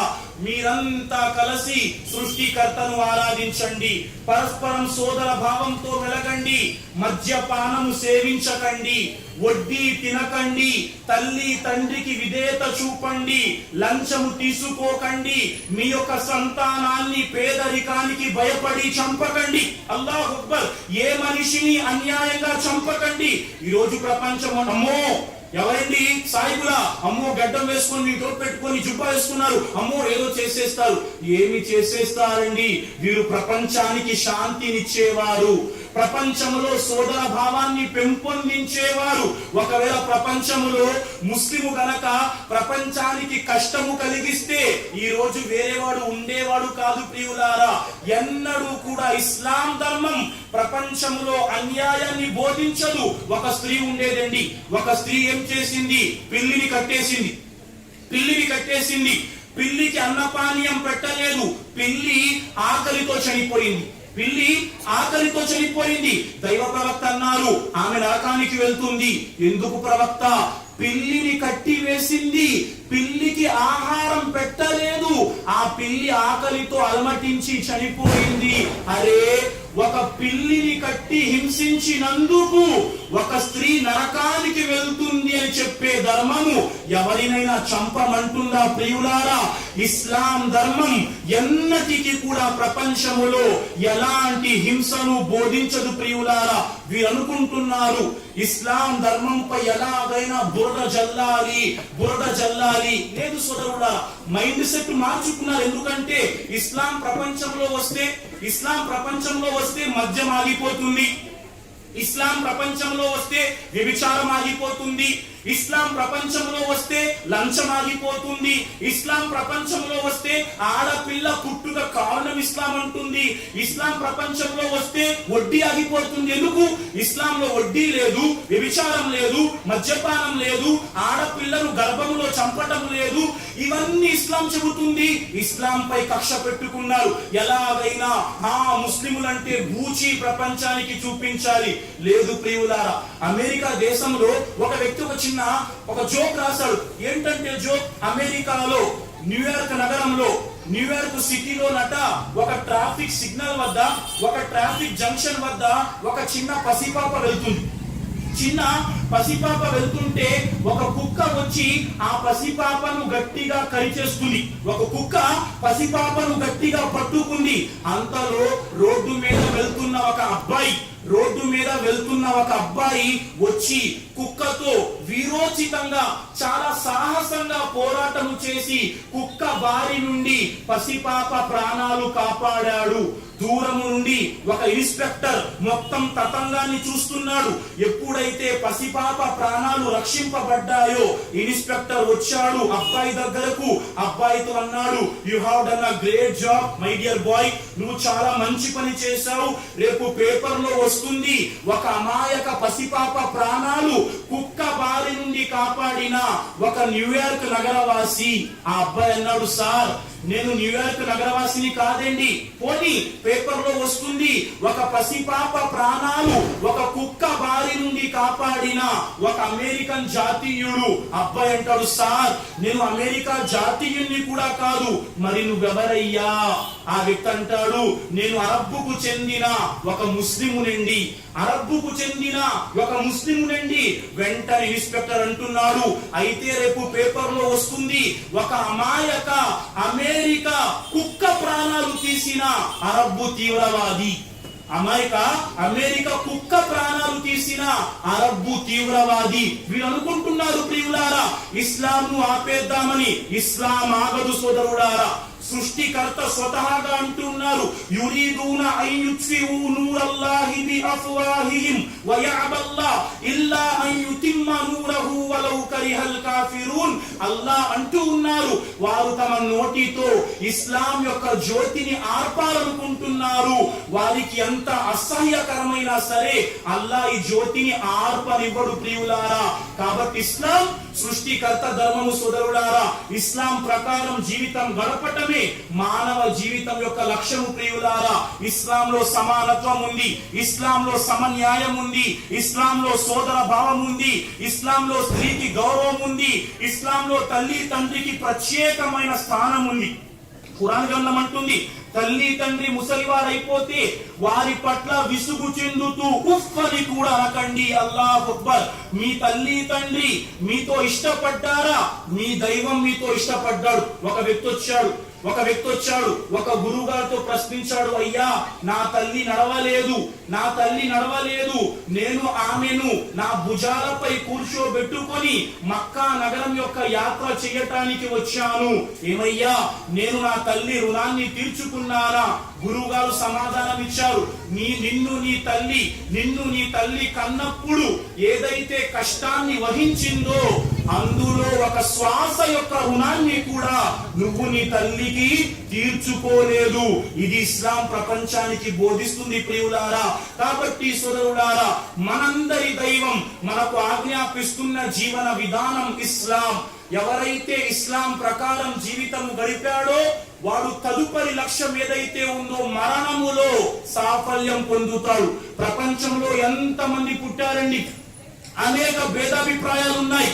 ఒకడంటాడు 2 రెళ్ళ 4 అంటాడు, లేదు ఇంకోటి అంటాడు లేదు 2 రెళ్ళ 6 అంటాడు. తగు నా దగ్గర ఆధారం ఉంది. అనేక విషయాలలో భేదాభిప్రాయాలు ఉన్నాయి. కానీ ప్రపంచంలో సోదరులారా, మరణం అనే విషయంలో ఎవరి వద్ద భేదాభిప్రాయం లేదు. ప్రపంచంలో ప్రతి ఒక్కడు మరణాన్ని అంగీకరిస్తాడు. సోదరులారా, మనల్ని సృష్టించిన సృష్టికర్త సృష్టించాడు, ఆరాధన విధానాన్ని నేర్పాడు అల్లా, ఆరాధన విధానం ఇస్లాం. ఆ తరువాత ఓ మానవుడా, నువ్వెక్కడికి వెళ్ళిపోతున్నావు? సమాధిలోనికి వెళ్ళిపోతున్నావు, చనిపోతున్నావు. ప్రపంచంలో ఎంతో కష్టపడుతున్నావు, ఎంతో కూడబెడుతున్నావు. ఏదైనా నీతో వస్తుందా? ప్రపంచాన్ని ఏలిన వారు మట్టిలో మట్టయిపోయారు. ప్రియులారా, మనమంతా కూడా ఒకానొక రోజు చనిపోవలసినదే. మరి చనిపోయిన తరువాత జీవితంలో మన లక్ష్యం ఏమిటి ప్రియులారా? చనిపోయిన తరువాత మానవుడు నరకము నుండి రక్షింపబడి స్వర్గానికి వెళ్ళటం, ఇది మన జీవితం యొక్క లక్ష్యం ప్రియులారా. మరణాంతర జీవితం ఎంత ఉంది? మరణాంతర జీవితం ఎంత ఉంది? ప్రవక్త సల్లల్లాహు అలైహి వసల్లం అంటూ ఉన్నారు, సోదరులారా, మీరు ఎవరైనా సముద్రములో మీ చేతి వేలును ముంచి బయటకు తీసినట్లయితే మీ చేతి వేలికి అంటుకున్న నీరు ప్రపంచమైతే సముద్రములో మిగిలి ఉన్న నీరు పరలోకం. మీరు ఎవరైనా సముద్రములో మీ చేతి వేలును ముంచి బయటకు తీసినట్లయితే మీ చేతి వేలికి అంటుకున్న నీరు ఇహలోకమైతే సముద్రములో మిగిలి ఉన్న నీరు పరలోకం. మరి అక్కడ సాఫల్యం పొందగలమా? అక్కడ లక్ష్యం స్వర్గాన్ని పొందాలంటే ఇహలోకంలో దైవాన్ని ఆరాధించాలి, నిజ దైవాన్ని. ఆ దైవం ఆదేశించిన ఇస్లాం ధర్మం ప్రకారం జీవితం గడపాలి. చావు, మరణం ఈ ప్రపంచంలో అత్యంత సత్యమైన విషయం ప్రియులారా. ఎవ్వరిని కూడా మరణం వదలలేదు. అలెగ్జాండర్ ది గ్రేట్, ప్రపంచం అంటుంది అలెగ్జాండర్ ది గ్రేట్. అలెగ్జాండర్ అట ప్రపంచాన్ని జయించిన తరువాత తన సామ్రాజ్యం వైపునకు వెళ్తూ అలెగ్జాండర్ అనారోగ్యం పాలైపోయాడు. ఎప్పుడైతే అనారోగ్యం పాలైపోయాడో తన సైనికులను, భటులను, కుటుంబ సభ్యులను, అందరినీ సభ్యులను పిలిచి 3 మాటలు చెప్పాడట. 3 మాటలు అలెగ్జాండర్ చెప్పాడట. ఏమిటి 3 మాటలు? నేను చనిపోయిన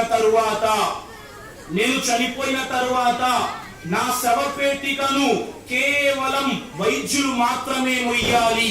అలెగ్జాండర్ ది గ్రేట్ చనిపోయే ముందు తన వారికి చెప్పిన మాట ఏమిటి? నేను చనిపోయిన తరువాత నా యొక్క శవపేటికను వైద్యులు మాత్రమే మోయాలి. నా శవపేటిక వెళ్తూ ఉన్నప్పుడు ఆ దారిలో వజ్రాలు, వైడూర్యాలు, ముత్యాలు, మణిహారాలు వెదజల్లాలి. 3వ మాట, నేను చనిపోయిన తరువాత నా శవపేటిక ఏదైతే మీరు తయారు చేస్తారో దానికి 2 వైపులా 2 కన్నాలు పెట్టి నా 2 ఖాళీ చేతులు బయటకి కనిపించే విధంగా పెట్టాలి. ఎవ్వరు ఈ 3 విషయాల అంతరార్థం అడగటానికి సాహసించలేకపోయారు. కానీ ఒక వ్యక్తి ప్రశ్నించాడు, అయ్యా తమరు 3 విషయాలు బోధించారు కదా, ఈ 3 విషయాల అంతరార్థం ఏమిటి? అలెగ్జాండర్ చెప్పాడట, ప్రపంచానికి తెలియాలి, ఎంత పెద్ద వైద్యుడైనా సరే మరణాన్ని ఆపలేడు. అందుకే నా యొక్క శవపేటిక వైద్యులు మోయాలి. ఎంత పెద్ద వైద్యుడైనా 1,00,000 కోట్లు చేతిలో పెట్టేస్తాను, మరణం నుండి ఆపండి, ఆపగలరా? ఈరోజు China technology, Japan technology, America technology, ఏదండి టెక్నాలజీ? మరణాన్ని ఆపే టెక్నాలజీ ఉందా? లేదు ప్రియులారా. మరణం వచ్చి తీరుతుంది. ప్రతి ఒక్కడు మరణించక తప్పదు. ఆ తరువాత జీవితం ఏమిటి? 2వ మాట, ప్రపంచానికి తెలియాలి, అలెగ్జాండర్ ప్రపంచములో ఏ వజ్ర వైడూర్యాల కోసం ప్రపంచాన్ని జయించాడో ఆ వజ్ర వైడూర్యాలు రోడ్డు మీద పడిపోవటమే తప్ప అలెగ్జాండర్ తో పాటు రాలేవు. 2 చేతులకు కన్నాలు చేసి శవపేటికకు బయట పెట్టటం ప్రపంచానికి తెలియాలి. అలెగ్జాండర్ ప్రపంచం నుండి వెళ్తున్నప్పుడు 2 ఖాళీ చేతులతో వెళ్ళిపోతున్నాడు. మరి ఆ మరణం ప్రపంచములో మనిషి ఎక్కడికి వెళ్ళిపోయినా, ఆకాశంలో కోటలు కట్టి వెళ్ళిపోయినా, సముద్రంలో సబ్ మెరైన్ కట్టుకొని వెళ్ళిపోయినా సినిమా తీశారండి 2012 డిసెంబర్ యుగాంతం. ఏంటంట మాట బయటకు వచ్చింది 2012 ఏంటిది 7 సంవత్సరాలు అయిపోయి 2012 డిసెంబర్ యుగాంతం. ఏంటి యుగాంతం వచ్చేస్తుంది, అందరూ ప్రపంచం నాశనం అయిపోతారు, కొంతమంది మాత్రం సముద్రంలో సబ్మెరైన్ కట్టుకొని సబ్మెరైన్ లో జీవితం గడుపుతారు. తెలియదు అవివేకులకు. ఖురాన్ గ్రంథం అంటుంది వైజల్ బిహారు ఫుజ్జిరత్, ఎప్పుడైతే ప్రళయం వస్తుందో సముద్రంలో కూడా అగ్ని రాజేయబడుతుంది. మీరెక్కడికి వెళ్ళిపోండి ప్రియులారా, మరణము ఆగదు, మరణము ఆగదు, మరణం వచ్చి తీరుతుంది సోదరులారా.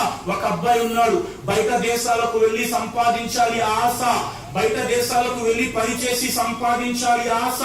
ఎంతో కష్టపడ్డాడు, పాస్పోర్టు చేయించుకున్నాడు, ఎంతో కష్టపడ్డాడు, బయట దేశం యొక్క వీసా సంపాదించుకున్నాడు, ఎంతో కష్టపడ్డాడు, టికెట్లు కొనుక్కున్నాడు. తల్లికి ఏమాత్రం ఇష్టము లేదు కొడుకు బయట దేశాలకు వెళ్లి సంపాదించటం. తల్లి చెప్పింది, నాయనా నువ్వు ఇక్కడే ఉండిపో, నువ్వు బయట దేశానికి వెళ్ళవలసిన అవసరము లేదు.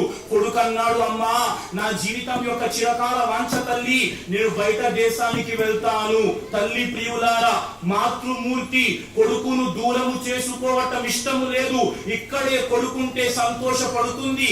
కొడుకు ప్రయాణము రేపనగా తల్లి ఈ రోజు ఏం చేసింది, కొడుకు యొక్క పాస్పోర్టు, టికెట్టు, వీసా అన్ని దాసి పెట్టేసింది, అన్ని దాసి పెట్టేసింది.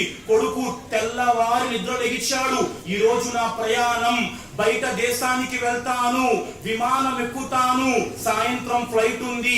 కొడుకు ఎంతో ఆతృతతో ఎక్కడైతే బీరువాలో టికెట్ పెట్టాడో, వీసా పెట్టాడో, పాస్పోర్ట్ పెట్టాడో ఆ బీరువా తలుపు తీశాడు. లోపల టికెట్ కనిపించలేదు, పాస్పోర్ట్ కనిపించలేదు, వీసా కనిపించలేదు. రోజంతా వెతికాడు ప్రియులారా. అమ్మా నా యొక్క వీసా గాని చూసావా అమ్మా, నాకు తెలియదు నాయనా, తల్లి చెప్పేసింది. వెతికి వెతికి వెతికి వేసారిపోయాడు ప్రియులారా. ఆ రోజు సాయంత్రం అతడు ప్రయాణం చెయ్యలేకపోయాడు, ఎంతో బాధతో తన గదిలో వెళ్లి పడుకుండిపోయాడు సోదరులారా. రాత్రి గడిచిపోయింది, తెల్లవారు అయిపోయింది. తల్లి టీవీలో న్యూస్ చూస్తుంది. న్యూస్ ఏంటంటే నిన్న రాత్రి ఏ విమానం అయితే కొడుకు ఎక్కాల్సి ఉందో ఆ విమానం మార్గం మధ్యలో కూలిపోయింది, విమానంలో ఉన్న వారంతా చనిపోయారు. తల్లి చాలా సంతోషపడింది, నా కొడుకు ఆ విమానం ఎక్కి ఉంటే నా కొడుకు చనిపోయేవాడు, నా కొడుకు విమానం ఎక్కలేదు, అతని ప్రాణం రక్షింపబడింది. ఎంతో ఆనందంతో కొడుకు గది వద్దకు వెళ్తుంది, కొడుకు గదిని కొడుతుంది, తలుపు తడుతుంది, సమాధానం రావటము లేదు. భర్తను పిలుస్తుంది, భార్య భర్త బలవంతంగా తలుపు బద్దలగొట్టి లోపల చూస్తున్నారు. వారి అబ్బాయికి ఆ సృష్టికర్త ఆ రోజు రాత్రి నిద్రలో మరణం రాసి పెట్టాడు. వాళ్ళ కొడుకు పడక గదిలో మంచంపై విగత జీవిగా కనిపించాడు ప్రియులారా. మరణము తప్పదు, మరణము తప్పదు సోదరులారా. మరి ఆ మరణాంతర జీవితం కోసం ఏం తయారు చేసుకుంటున్నాం? మరణం ఎలాంటి పరిస్థితి ప్రియులారా? అల్లాహు అక్బర్, అది వచ్చి తీరుతుంది. మరణ మూర్ఛ ప్రియులారా. పవిత్ర ఖురాన్ గ్రంథం అంటుంది, వజాఅత్ సక్రతుల్ మౌతి బిల్ హక్కి మా కుంతుం మిన్హు తహీద్. పవిత్ర ఖురాన్ అంటుంది, వజాఅత్ సక్రతుల్ మౌత్, ఆ మరణ మూర్ఛ వచ్చి తీరుతుంది. జాలిక మా కుంత మిన్హు తహీద్, దేనినైతే మీరు తిరస్కరిస్తూ ఉండేవారో. ఎలాంటి మరణ మూర్ఛ ప్రియులారా, ఎలాంటి మరణం సోదరులారా. అమ్ర్ బిన్ ఆస్ రలియల్లాహు తఆలా అన్హు, అమ్ర్ బిన్ ఆస్ రలియల్లాహు తఆలా అన్హు బ్రతికున్న సమయంలో ఎవరైతే మరణ మూర్ఛ స్థితిలో ఉండేవారో వారిని చూసి చెప్పేవారు, ఏమని చెప్పేవారు? వీరిని చూసి నాకు ఆశ్చర్యం వేస్తుంది, స్పృహ ఉండి కూడా మరణ మూర్ఛ ఎలా ఉంటుందో వీరు చెప్పలేకపోతున్నారు. స్వతహాగా అమ్ర్ బిన్ ఆస్ రలియల్లాహు తఆలా అన్హుకు మరణ మూర్ఛ వచ్చింది. హజరత్ అబ్దుల్లా బిన్ అబ్బాస్ రలియల్లాహు అన్హుమా ఆయనకు మరణ మూర్ఛ వచ్చినప్పుడు ఆయన వద్ద వెళ్లి కూర్చొని ప్రశ్నించారు, అమ్ర్ ఇప్పుడు మీకు ఎలా అనిపిస్తుంది? అమ్ర్ బిన్ ఆస్ అంటున్నారు, ప్రియులారా ఆకాశం వచ్చి భూమి మీద పడుతున్నట్లు అనిపిస్తుంది. ఆ భూమి ఆకాశాల మధ్య నేను నలిగిపోతున్నట్లు అనిపిస్తుంది. నా మెడ మీద పర్వతం పెట్టినట్లు అనిపిస్తోంది. నా పొట్టలో ఖర్జూరపు చెట్టు యొక్క ముళ్ళు పెట్టినట్లు అనిపిస్తోంది. నా శ్వాస సూది రంధ్రము ద్వారా వెళ్తుందా అనిపిస్తోంది. ప్రియులారా, మరణం కోసం ఏం తయారు చేసుకున్నాం? మరణం కోసం ఏం తయారు చేసుకుంటున్నాం ఆలోచించండి ప్రియులారా. మనిషి చనిపోయిన తరువాత 3 వస్తువులు శ్మశాన వాటిక వరకు వెంబడిస్తాయి. ఒకటి ప్రియులారా అతని ఇంటి వారు, రెండవది సోదరులారా అతని హోదా, మూడవది ప్రియులారా అతను చేసుకున్న కార్యాలు. సోదరులారా, మహాప్రవక్త అంటూ ఉన్నారు 3 విషయాలు శ్మశాన వాటిక వద్దకు వెళ్తాయి, 2 వెనక్కి వచ్చేస్తాయి. అతని ఇంటి వారు వెనక్కి వచ్చేస్తారు, అతని సంపద వెనక్కి వచ్చేస్తుంది. తల్లి చనిపోయింది, తల్లి చనిపోయింది. ఏ కొడుకు కూడా తల్లి సమాధి వద్ద కూర్చుండిపోడు, వెనక్కి వచ్చేస్తాడు. ప్రియులారా, ప్రపంచములో నా యొక్క చెమట దార పోసి నోట్లు సంపాదించాను, కానీ నాతో పాటు 10 రూపాయలు కూడా సమాధిలోకి రావటం జరగదు. ప్రియులారా, ఏదో వస్తుందండి ప్రపంచంలో. మనిషి అంటాడు నాకు బ్రాండ్ కావాలంటాడు, వేసుకున్న బట్టలు బ్రాండ్, చేతికి పెట్టుకున్న వాచి బ్రాండ్, జేబులో ఉన్న పెన్ను బ్రాండ్, కాళ్ళకి వేసుకున్న చెప్పులు బ్రాండ్, వాడే టూత్ పేస్ట్ బ్రాండ్ అండి. సోదరులారా, ప్రపంచంలో బ్రాండ్ బ్రాండ్ బ్రాండ్ మనిషి అంటాడు. చనిపోయిన తరువాత మన కఫన్ వస్త్రానికి ఏదైనా బ్రాండ్ ఉంటుందా ప్రియులారా? చెబుతాడా తండ్రి నా కొడుకు వాడేవాడండి రైమండ్స్ నుండి తీసుకురండి కఫన్ వస్త్రం? లేదు సోదరులారా, ఖాళీ చేతులతో వచ్చాం, ఖాళీ చేతులతో సమాధిలోకి వెళ్ళిపోతాం. మరి ఆ సమాధిలోకి వెళ్ళిన తరువాత మన లక్ష్యం ఆ యొక్క నరకము నుండి రక్షింపబడి స్వర్గానికి వెళ్ళటం. ప్రియులారా, ఈరోజు సమాధి కోసం మనకి ఏమాత్రం ఆలోచన లేదు. చనిపోయిన తరువాత సమాధి ఎలా ఉంటుంది ప్రియులారా? నా వద్ద ఒక్కొక్క మాట చెప్పటానికి సమయం లేదు. నేను కొన్ని మాటలు మాత్రం, ఎవరైతే అల్లాహ్ను ప్రభువుగా విశ్వసించారో, ఇస్లాంను ధర్మముగా తీసుకున్నారో మీకు చెబుతున్న మాట సోదరులారా. అల్లాహ్ను నమ్మారు బాగుంది, ముస్లిముగా మతంలో ఉన్నారు బాగుంది, మరి మరణాంతర జీవితం కోసం ఏం తయారు చేసుకుంటున్నారు? హజరతే ఉస్మాన్ రదియల్లాహు తాలా అన్హు సమాధిని చూసిన వెంటనే ఉస్మాన్ రదియల్లాహు తాలా అన్హు ఏడవటం మొదలు పెట్టేవారు. అడుగేవారు అతని సహచరులు, ఉస్మాన్ మీ ముందు స్వర్గం గురించి చెప్పినా మీరు ఏడవరు, నరకం గురించి చెప్పినా మీరు ఏడవరు, కానీ సమాధిని చూసిన వెంటనే మీరు ఎందుకు ఏడుస్తున్నారు? హజరతే ఉస్మాన్ రదియల్లాహు తాలా అన్హు అంటున్నారు ప్రియులారా, ఏమని అంటున్నారు? ఈ సమాధి పరలోకపు మజిలీలలో మొదటి మజిలీ. ఈ సమాధిలో నేను సఫలీకృతుణ్ణి అయిపోయానా? ప్రళయ దినాన సఫలీకృతుణ్ణి అయిపోతాను. మరి సమాధిలో సఫలీకృతులు కావాలి, సమాధిలో నరకపు శిక్ష లేకుండా, సమాధిలో స్వర్గపు పడక మన కోసం వెయ్యబడాలంటే ప్రపంచంలో ఏం చెయ్యాలి సోదరులారా? అల్లాహ్ను సృష్టికర్తగా నమ్మి అల్లాహ్పై బలమైన విశ్వాసం ఉంచాలి. ఉంచుతున్నామా? ఈ రోజు ముస్లిం అనబడేవాడు ఎవరైతే తనకు తాను ముస్లిం అనుకుంటున్నాడో, నేను ముస్లిమునండి, నా పేరు అబ్దుల్ రహమాన్ అండి, నా పేరు అబ్దుల్ జబ్బార్ అండి, అల్లాహ్ను నమ్ముతున్నాడా? నిమ్మకాయని నమ్ముతున్నాడు, తాయెత్తును నమ్ముతున్నాడు, నెల్లూరు వెళ్ళి ఏదేదో రొట్టెలు విడిచిపెడుతున్నాడు. అయ్యా, మనము గనక నెల్లూరు వెళ్ళి రొట్టెలు విడిచిపెట్టి ఈ బాబా ఆ బాబా ఆ బాబా ఈ యొక్క తాయెత్తు కట్టుకుంటే మన యొక్క సమాధిలో మనకి స్వర్గం నుండి పడక వస్తుందా ప్రియులారా? సోదరులారా, అల్లాహ్ను విశ్వసించిన తరువాత షిర్కు మానకపోతే మన జీవితంలో మనం సాఫల్యం పొందనట్లే. ఏముందండి, ఈరోజు పెద్ద వ్యాపారం సాగుతోంది దేని పేరు మీద? తాయెత్తుల పేరు మీద. ఈ తాయెత్తు ఏంటండి? ఈ తాయెత్తు పచ్చి అబద్ధమైన మాట. ఎవడైతే తాయెత్తు కట్టుకుని ముస్లింలండి, ఏంటండి జ్వరం వచ్చింది తాయెత్తు కట్టుకున్నాడు, వీడు అవివేకి. వీడి ఉదాహరణ ఎలా ఉందంటే, ఒకడికి జ్వరం వచ్చింది, ఒకడికి జ్వరం వచ్చింది. జ్వరంతో పాపం కుంటుకుంటూ నెమ్మదికి వెళ్ళాడు డాక్టర్ దగ్గర. డాక్టర్ గారు జ్వరం ఏంటి బాబు, మంది ఇవ్వండి అన్నాడు. డాక్టర్ గారు ఏం చేశారు, ఆ పేరు చెప్పు, పేరు గిరి రాసుకున్నారు. నీకు జ్వరం ఉంది, పారాసిటమాల్ 500 మిల్లీగ్రాములు టాబ్లెట్ వేసుకో. డాక్టర్ గారు టాబ్లెట్ రాశారు. వీడేం చేశాడు, మందులు చీటీ పట్టుకొని వెళ్ళాడు. ఎక్కడికి, మెడికల్ షాప్ కి వెళ్ళాడు. అయ్యా డాక్టర్ గారు రాశారండి, జ్వరం వచ్చేసింది, త్వరగా మందు ఇవ్వండి బాబు. ఆ మెడికల్ షాప్ వాడు ఏం చేశాడు, పారాసిటమాల్ 500 mg మందు బిళ్ళ ఇచ్చాడు. మందు బిళ్ళ ఇంటికి తీసుకొచ్చాడు. ఈ మందు చీటి ఇంటికి తీసుకొచ్చాడు. అమ్మకు అన్నాడు, అమ్మ జ్వరం ఉంది, ఇంట్లో మంచి కాస్ట్లీ దారం ఉంటే తీయమ్మా. అమ్మ ఏం చేసింది, బీరువా నుంచి మంచి కాస్ట్లీ దారం ఉంటే కాస్ట్లీ దారం తీసి ఇచ్చింది. ఏం చేశాడు, మందు చీటి కింద పెట్టాడు. మందు చీటి లోపల మందు బిళ్ళ పెట్టాడు. చీటిని బాగా మంట పెట్టాడు, ఇంత గుండలా చేశాడు.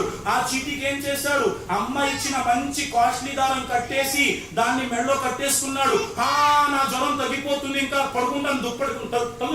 అరే అవివేకి, నువ్వు ఆ మందు బిళ్ళ ఆ చీటిలో పెట్టి నువ్వు కట్టుకుంటే తగ్గదు, మందు బిళ్ళ నోటిలో వేసుకుంటే నీ జ్వరం తగ్గుతుంది. ఖురాన్ గ్రంథం తాయెత్తులా కట్టేసుకుంటాం మెడలో, ఈ తాయెత్తు సరిపోతుంది. లేదు ప్రియులారా, అల్లాహ్ తఆలా ఖురాన్ గ్రంథం చదవటానికి ఇచ్చాడు ముస్లిం సమాజమా. ఖురాన్ గ్రంథం చదివితే స్వస్థత లభిస్తుంది. తావీజ్ ఒక్క ఖురాన్, ఒక్క వాక్యం. ఖురాన్ గ్రంథంలో 30 కాండాలు ఉన్నాయి. ఖురాన్ గ్రంథంలో 30 కాండాలు ఉన్నాయి, 114 అధ్యాయాలు ఉన్నాయి, 6236 వాక్యాలు ఉన్నాయి. ఖురాన్ గ్రంథంలో 6236 వాక్యాలలో ఒక్క వాక్యంలో తాయెత్తు కట్టుకోవచ్చు. ఎవడైనా ఆధారం చూపిస్తే ఇప్పుడే కట్టుకుందాం. ముస్లింలకు ఆధారం ఏంటి, ఖురాన్ హదీస్. ఖురాన్ హదీసులలో ఖురాన్ గ్రంథంలో 6236 వాక్యాలలో ఏ ఒక్కడైనా తాయెత్తు కట్టుకోవటం ధర్మసమ్మతం చూపించగలడా? లేదు సోదరులారా, ముస్లిం సమాజమా. ప్రవక్త ముహమ్మద్ సల్లల్లాహు అలైహి వసల్లం అంటూ ఉన్నారు, మన్ తఅల్లక తమీమతన్ ఫకద్ అష్రక్. ఎవరైతే తాయెత్తు కట్టుకున్నారో వారు అల్లాహ్తో పాటు షిర్క్ చేశారు. అల్లాహ్ దేనినైనా క్షమిస్తాడు ప్రియులారా, అల్లాహ్తో షిర్కు చెయ్యటాన్ని అల్లాహ్ క్షమించడు. ఇన్నల్లాహ లా యగ్ఫిరు అన్ యుష్రక బిహి వ యగ్ఫిరు మా దూన జాలిక లిమన్ యషా. అల్లాహ్ దేనినైనా క్షమిస్తాడు, అల్లాహ్ షిర్కును క్షమించడు. ప్రపంచంలో ఏమి చేశాము, షిర్కు చేశాము, తాయెత్తు నమ్ముకున్నాము.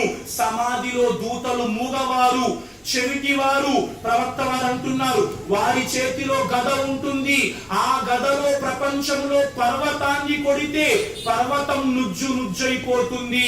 ప్రియులారా, సమాధిలో శిక్ష కావాలా, సమాధిలో స్వర్గం పడక కావాలా, మనమే నిర్ధారించుకోవాలి. ప్రపంచంలో పిల్లలు లేరండి, పిల్లలు పుట్టలేదు, షిర్కు చేసేవారు ఉన్నారు. మన ఇండియా పాకిస్తాన్ కి చెందిన వారు మక్కా నగరానికి వెళ్తే అక్కడ కూడా బుద్ధి వాళ్ళ పీపుదల ఉంటుంది. ఏంటి, అక్కడ కూర్చుంటారు, కూర్చొని అక్కడ ఏం చేస్తారంటే పావురాలకి చాలా మంది గంటలు వేస్తుంటారు. పావురాలకి గంటలు జరుగుతారు కింద. వీళ్ళేం చేస్తారు, కవర్లు పట్టుకొని కవర్లలో గంటలన్నీ ఏరుకొని వేసుకుంటారు కవర్లు. ఏంటండి అంటే, పిల్లలు పుట్టని వాళ్ళకండి ఈ గంటలు తినిపిస్తే పిల్లలు పుట్టేస్తారండి. ఇదేంటి ప్రియులారా, ఈ విధంగా మనం ఉంటే సమాధిలో రక్షణ ఎక్కడా? ప్రళయ దినాన ప్రవక్త వారి సిఫారసు ఎక్కడా? నరకము నుండి రక్షణ పొంది స్వర్గం ఎక్కడా? ఓ ముస్లిం సమాజమా, అల్లాహ్ను సృష్టికర్తగా విశ్వసించి ఇస్లాంను ధర్మంగా తీసుకున్న తరువాత షిర్కును వదిలేయండి. ఎప్పటి వరకు జీవితంలో షిర్క్ ఉంటుందో మన జీవితాలు బాగుపడవు. తౌహీద్, మనము అల్లాహ్ యొక్క నిజమైన విశ్వాసం పైకి వచ్చేయాలి. అల్లాహ్ తాలా సహాయం చేస్తాడు. పిల్లలు పుట్టలేదా?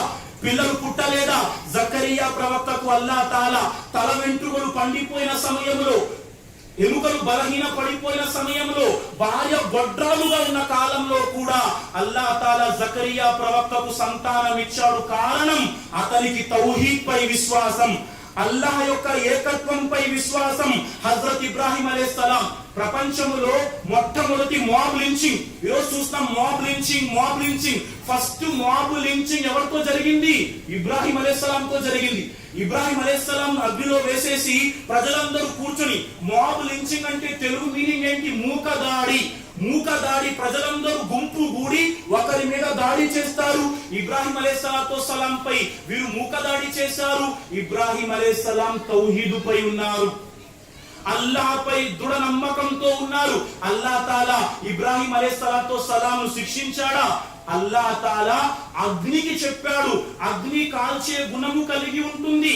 అల్లాహ్ అగ్నికి చెప్పాడు, యా నారు కూనీ బరదం వ సలామన్ అలా ఇబ్రాహీం, ఓ అగ్ని నీవు ఇబ్రాహీం కోసం చల్లగా మారిపో. వారాల తరబడి కాలిన అగ్ని ఇబ్రాహీం అలైహిస్సలాం కోసం చల్లగా మారిపోయింది. కారణం అతని ఏక దైవ ఆరాధన, అల్లాహ్పై అచంచల విశ్వాసం.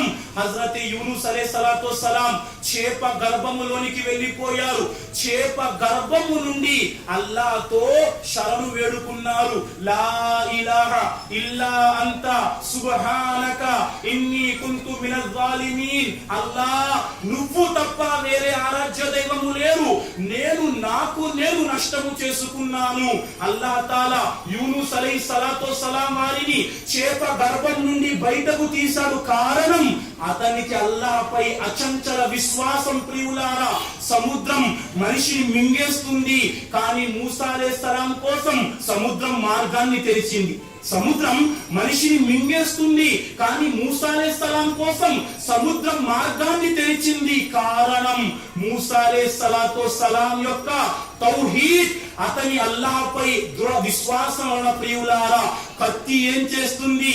మనిషి యొక్క మెడను కత్తిరిస్తుంది, కానీ ఇస్మాయిల్ అలైహిస్సలాం యొక్క మెడపై కత్తి కూడా కత్తిరింపబడలేదు. కారణం హజరత్ ఇస్మాయిల్ అలైహిస్సలాం కు అల్లాహ్పై తౌహీదుపై ఉన్న దృఢమైన విశ్వాసం. ప్రియులారా, ప్రియ సోదరులారా, మనం తౌహీదుపై దృఢంగా ఉండి అల్లాహ్ మాత్రమే క్షమించువాడు, అల్లాహ్ మాత్రమే ఆహారం ఇచ్చేవాడు, అల్లాహ్ మాత్రమే దుఆ ఆమోదం చేసేవాడు, సజ్దా అల్లాహ్ కోసం, రుకు అల్లాహ్ కోసం, ప్రార్థన అల్లాహ్ కోసం ఏంటంటే అంటారు ఏంటంటారండి చెప్పండి. లేదండి, కలెక్టర్ ఆఫీస్ లో కలెక్టర్ ని కలవాలంటే డైరెక్ట్ వెళ్ళిపోయి కలెక్టర్ ముందు కూర్చుంటారా? కూర్చొని ఏం చేస్తారు? ముందు కలెక్టర్ ఆఫీస్ కి వెళ్తారు. కలెక్టర్ ఆఫీస్ కి వెళ్ళి అక్కడ బయట వాచ్మెన్ ఎక్కడుందండి కలెక్టర్ గారు, లోపల వెళ్ళి అలా తిరగండి వెళ్ళాడు. లోపల ఇంకా అసిస్టెంట్ కలెక్టర్, డిప్యూటీ కలెక్టర్, ఆ తర్వాత కలెక్టర్ దగ్గరికి వెళ్ళగలరు. అలాగే అల్లాహ్ దగ్గరికి వెళ్ళాలంటే ఈ బాబాని, ఈ వలీని, ఫలానా పీర్ని, ఫలానా పట్టుకొని అల్లాహ్ వద్దకు వెళ్ళాలండి. మీరు నేరుగా అల్లాహ్ దగ్గరికి వెళ్ళలేరు. ఇది ఎక్కడండి? అక్కడ కలెక్టర్ ఎవరో మనకి తెలియదు కాబట్టి కలెక్టర్ యొక్క రూమ్ అడిగి ఫలానా అడిగి వెళ్తున్నాం. మనల్ని సృష్టించిన అల్లాహ్కు మనం తెలియదా? మనల్ని సృష్టించి అల్లాహ్ అంటున్నాడు, వఖాల రబ్బుకుమ్ ఉదుఊని యస్తజిబ్ లకుమ్, మీరు నన్ను అడగండి నేను ఇస్తాను అంటున్నాడు. కాబట్టి ముస్లిం సమాజమా, అల్లాహ్ను ప్రభువుగా విశ్వసించి, ఇస్లాంను ధర్మంగా విశ్వసించి జీవితంలో షిర్కు చెయ్యకండి. షిర్కు వాసన జీవితంలో రాకూడదు. మన ఇంటి ముందు సుబ్హానల్లాహ్ నిమ్మకాయ, బెండకాయ, దొండకాయ ఉండదు. అల్లాహ్ నిమ్మకాయని ఎందుకు సృష్టించాడండి? జ్యూస్ చేసుకుని తాగడానికి సృష్టించాడు. ముస్లింల కోసం మాట్లాడుతున్నాను. అల్లాహ్ తాలా కొబ్బరికి ఎందుకు తయారు చేశాడు?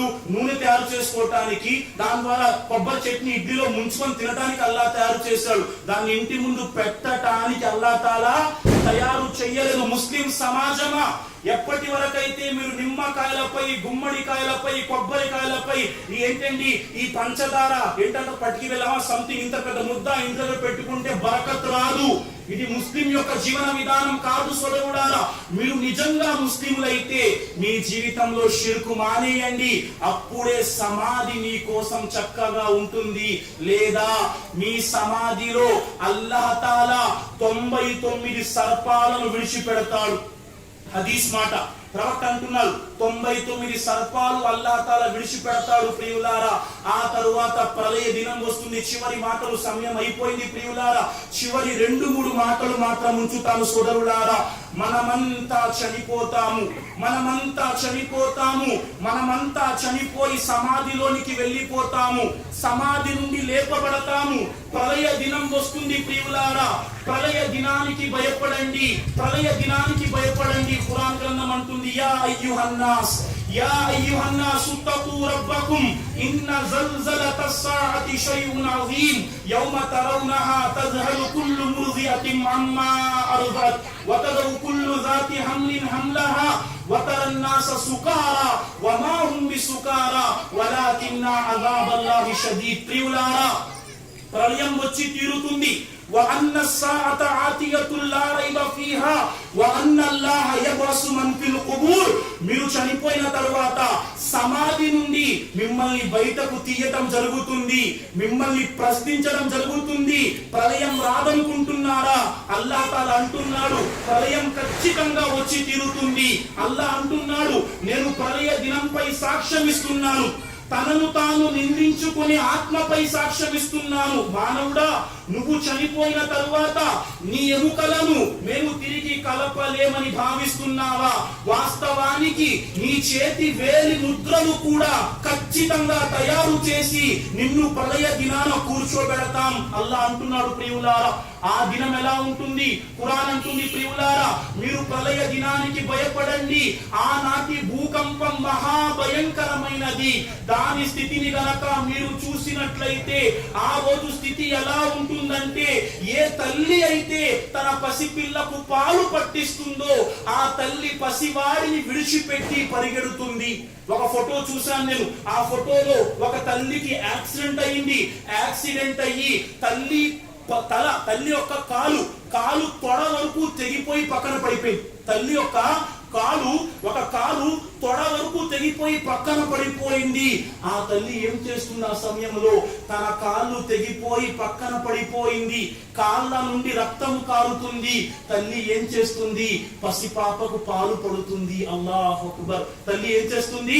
పసిపాపకు పాలు పడుతుంది.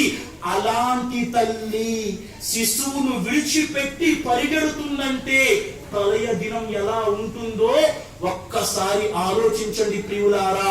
అల్లాహు అక్బర్. సోదరులారా, ఆ రోజు మనం స్వర్గాన్ని పొందటమే మన జీవితం యొక్క లక్ష్యం. ప్రియులారా, ఖురాన్ గ్రంథం అంటుంది, కుల్లు నఫ్సిన్ జాయికతుల్ మౌత్ వ ఇన్నమా తువఫౌన ఉజూరకుం యౌమల్ ఖియామా فمن زهزه عن النار وأدخل الجنة فقد فاز وما الحياة الدنيا إلا متاع الغرور. ఖురాన్ అంటుంది, ప్రతి మనిషి చావు యొక్క రుచి చూడవలసినదే. ప్రళయ దినాన వాడు చేసిన పనులకు వాడు దాని యొక్క ఫలితం పొందుతాడు. ఎవరైతే నరకము నుండి రక్షింపబడి స్వర్గానికి వెళ్ళాడో వాడే సాఫల్యం పొందినట్లు. వాస్తవానికి ప్రాపంచిక జీవితం మోసపుచ్చేది మాత్రమే. సోదరులారా, ఈ రోజు ప్రపంచాన్ని చూసి విర్రవీగకండి ప్రియులారా. ఎందరో మట్టిలో మట్టయిపోయారు సోదరులారా. ఈ రోజు నేను రేపటి వరకు ఉంటానో లేదో తెలియదు సోదరులారా. అల్లాహ్ వైపునకు మరలండి. ఈ రోజు ఉదయం నేను నా చేతులతో స్నానం చేసుకున్నాను ప్రియులారా. నా చేతులతో బట్టలు తొడుక్కున్నాను సోదరులారా. నా కాళ్లతో నడుచుకుంటూ మస్జిద్కు చేరుకున్నాను. ఈ రోజు ఉదయం నా చేతులతో నేను స్నానం చేసుకున్నాను. నా చేతులతో నేను బట్టలు తొడుక్కున్నాను. నా కాళ్లతో నేను నడుచుకుంటూ మస్జిద్కు వచ్చాను. ఎవరికి తెలుసు, రేపు నలుగురు నాకు గుస్సులు స్నానం ఇవ్వవచ్చేమో, రేపు నలుగురు నాకు కఫన్ వస్త్రం తొడిగించవచ్చేమో, రేపు నలుగురు నన్ను జనాజాలో మోసుకుంటూ మస్జిద్కు తీసుకురావచ్చేమో. ఎవరి వద్ద గ్యారంటీ ఉందా? ఈరోజు స్నానం నేను చేసుకున్నాను, రేపు నలుగురు నాకు గుస్సులు స్నానం ఇవ్వవచ్చు. ఈరోజు బట్టలు నేను వేసుకున్నాను, రేపు నలుగురు నాకు కఫన్ వస్త్రం తొడిగించవచ్చు. ఈరోజు నా కాళ్లతో నడుచుకుంటూ వచ్చాను, రేపు నలుగురు నన్ను జనాజాలో మోసుకుంటూ రావచ్చు. ఏం తయారు చేసుకున్నాం? దానికోసం ఎవరైతే తయారు చేసుకున్నాడో వాడు తన జీవిత లక్ష్యాన్ని చేరుకుంటాడు ప్రియులారా. కాబట్టి లక్ష్యం ఇహలోకంలో సృష్టికర్త అల్లాహ్ ఆరాధన. లక్ష్యం ఇస్లాం జీవితంపై, ఇస్లాం ధర్మంపై ఎన్ని కష్టాలు వచ్చినా, ఎలాంటి పరేషాన్లు వచ్చినా ప్రవక్త అన్నారు, హజరతే ముఆజ్, ఓ ముఆజ్, నిన్ను నిర్బంధించినా, చంపినా, బెదిరించినా, కాల్చి చంపినా అల్లాహ్తో పాటు షిర్కు చెయ్యకు. లక్ష్యం జీవితంలో తౌహీద్, లక్ష్యం జీవితంలో అల్లాహ్ యొక్క ఏక ఆరాధన ప్రియులారా, అల్లాహ్ యొక్క ఆరాధన. ఆ తరువాత మరణాంతర జీవితం కోసం ప్రియులారా సామాగ్రి తయారు చేసుకొని ప్రళయ దినాన నరకము నుండి రక్షింపబడి స్వర్గములోనికి వెళ్ళటం కోసం మీరు నేను ఏం చేస్తున్నామో ఆలోచించుకోండి. అల్లాహ్ తాలా మనందరికీ చెప్పడం కంటే వినటం కంటే ఎక్కువగా ఆచరణ చేసే భాగ్యాన్ని ప్రసాదించుగాక. ఓ అల్లాహ్, మా జీవితం యొక్క చివరి శ్వాస వరకు ఇస్లాం ధర్మంపై స్థిరముగా ఉండే భాగ్యాన్ని ప్రసాదించు. అల్లాహ్, ఈమాన్ పై మరణించే భాగ్యాన్ని ప్రసాదించు. అల్లాహ్, జీవితం యొక్క చివరి శ్వాసలో లా ఇలాహా ఇల్లల్లాహ్ ముహమ్మదుర్ రసూలుల్లాహ్ కలిమా పఠించి తుది శ్వాస విడిచిపెట్టే భాగ్యాన్ని ప్రసాదించు. అల్లాహ్, మాలో ఎవరైతే అనారోగ్యంతో ఉన్నారో వారికి ఆరోగ్యమును ప్రసాదించు. ఎవరైతే ఉపాధి లేక నీ ముందు చేతులెత్తుతున్నారో వారికి ఉత్తమ ఉపాధి ప్రసాదించు. ఎవరైతే సంతానము లేకుండా నీ ముందు దుఆ చేస్తున్నారో వారికి ఉత్తమ సంతానాన్ని ప్రసాదించు. రబ్బనా ఆతినా ఫిద్ దునియా హసనతన్ వ ఫిల్ ఆఖిరతి హసనతన్ వ ఖినా అజాబన్నార్. రబ్బనా తఖబ్బల్ మిన్నా ఇన్నక అంతస్ సమీఉల్ అలీం వ తుబ్ అలైనా ఇన్నక అంతత్ తవ్వాబుర్ రహీం. సుబ్హాన రబ్బిక రబ్బిల్ ఇజ్జతి అమ్మా యసిఫూన్ వ సలామున్ అలల్ ముర్సలీన్ వల్హమ్దులిల్లాహి రబ్బిల్ ఆలమీన్ బిరహ్మతిక యా అర్హముర్ రాహిమీన్. వస్సలాము అలైకుం వ రహ్మతుల్లాహి వ బరకాతుహు.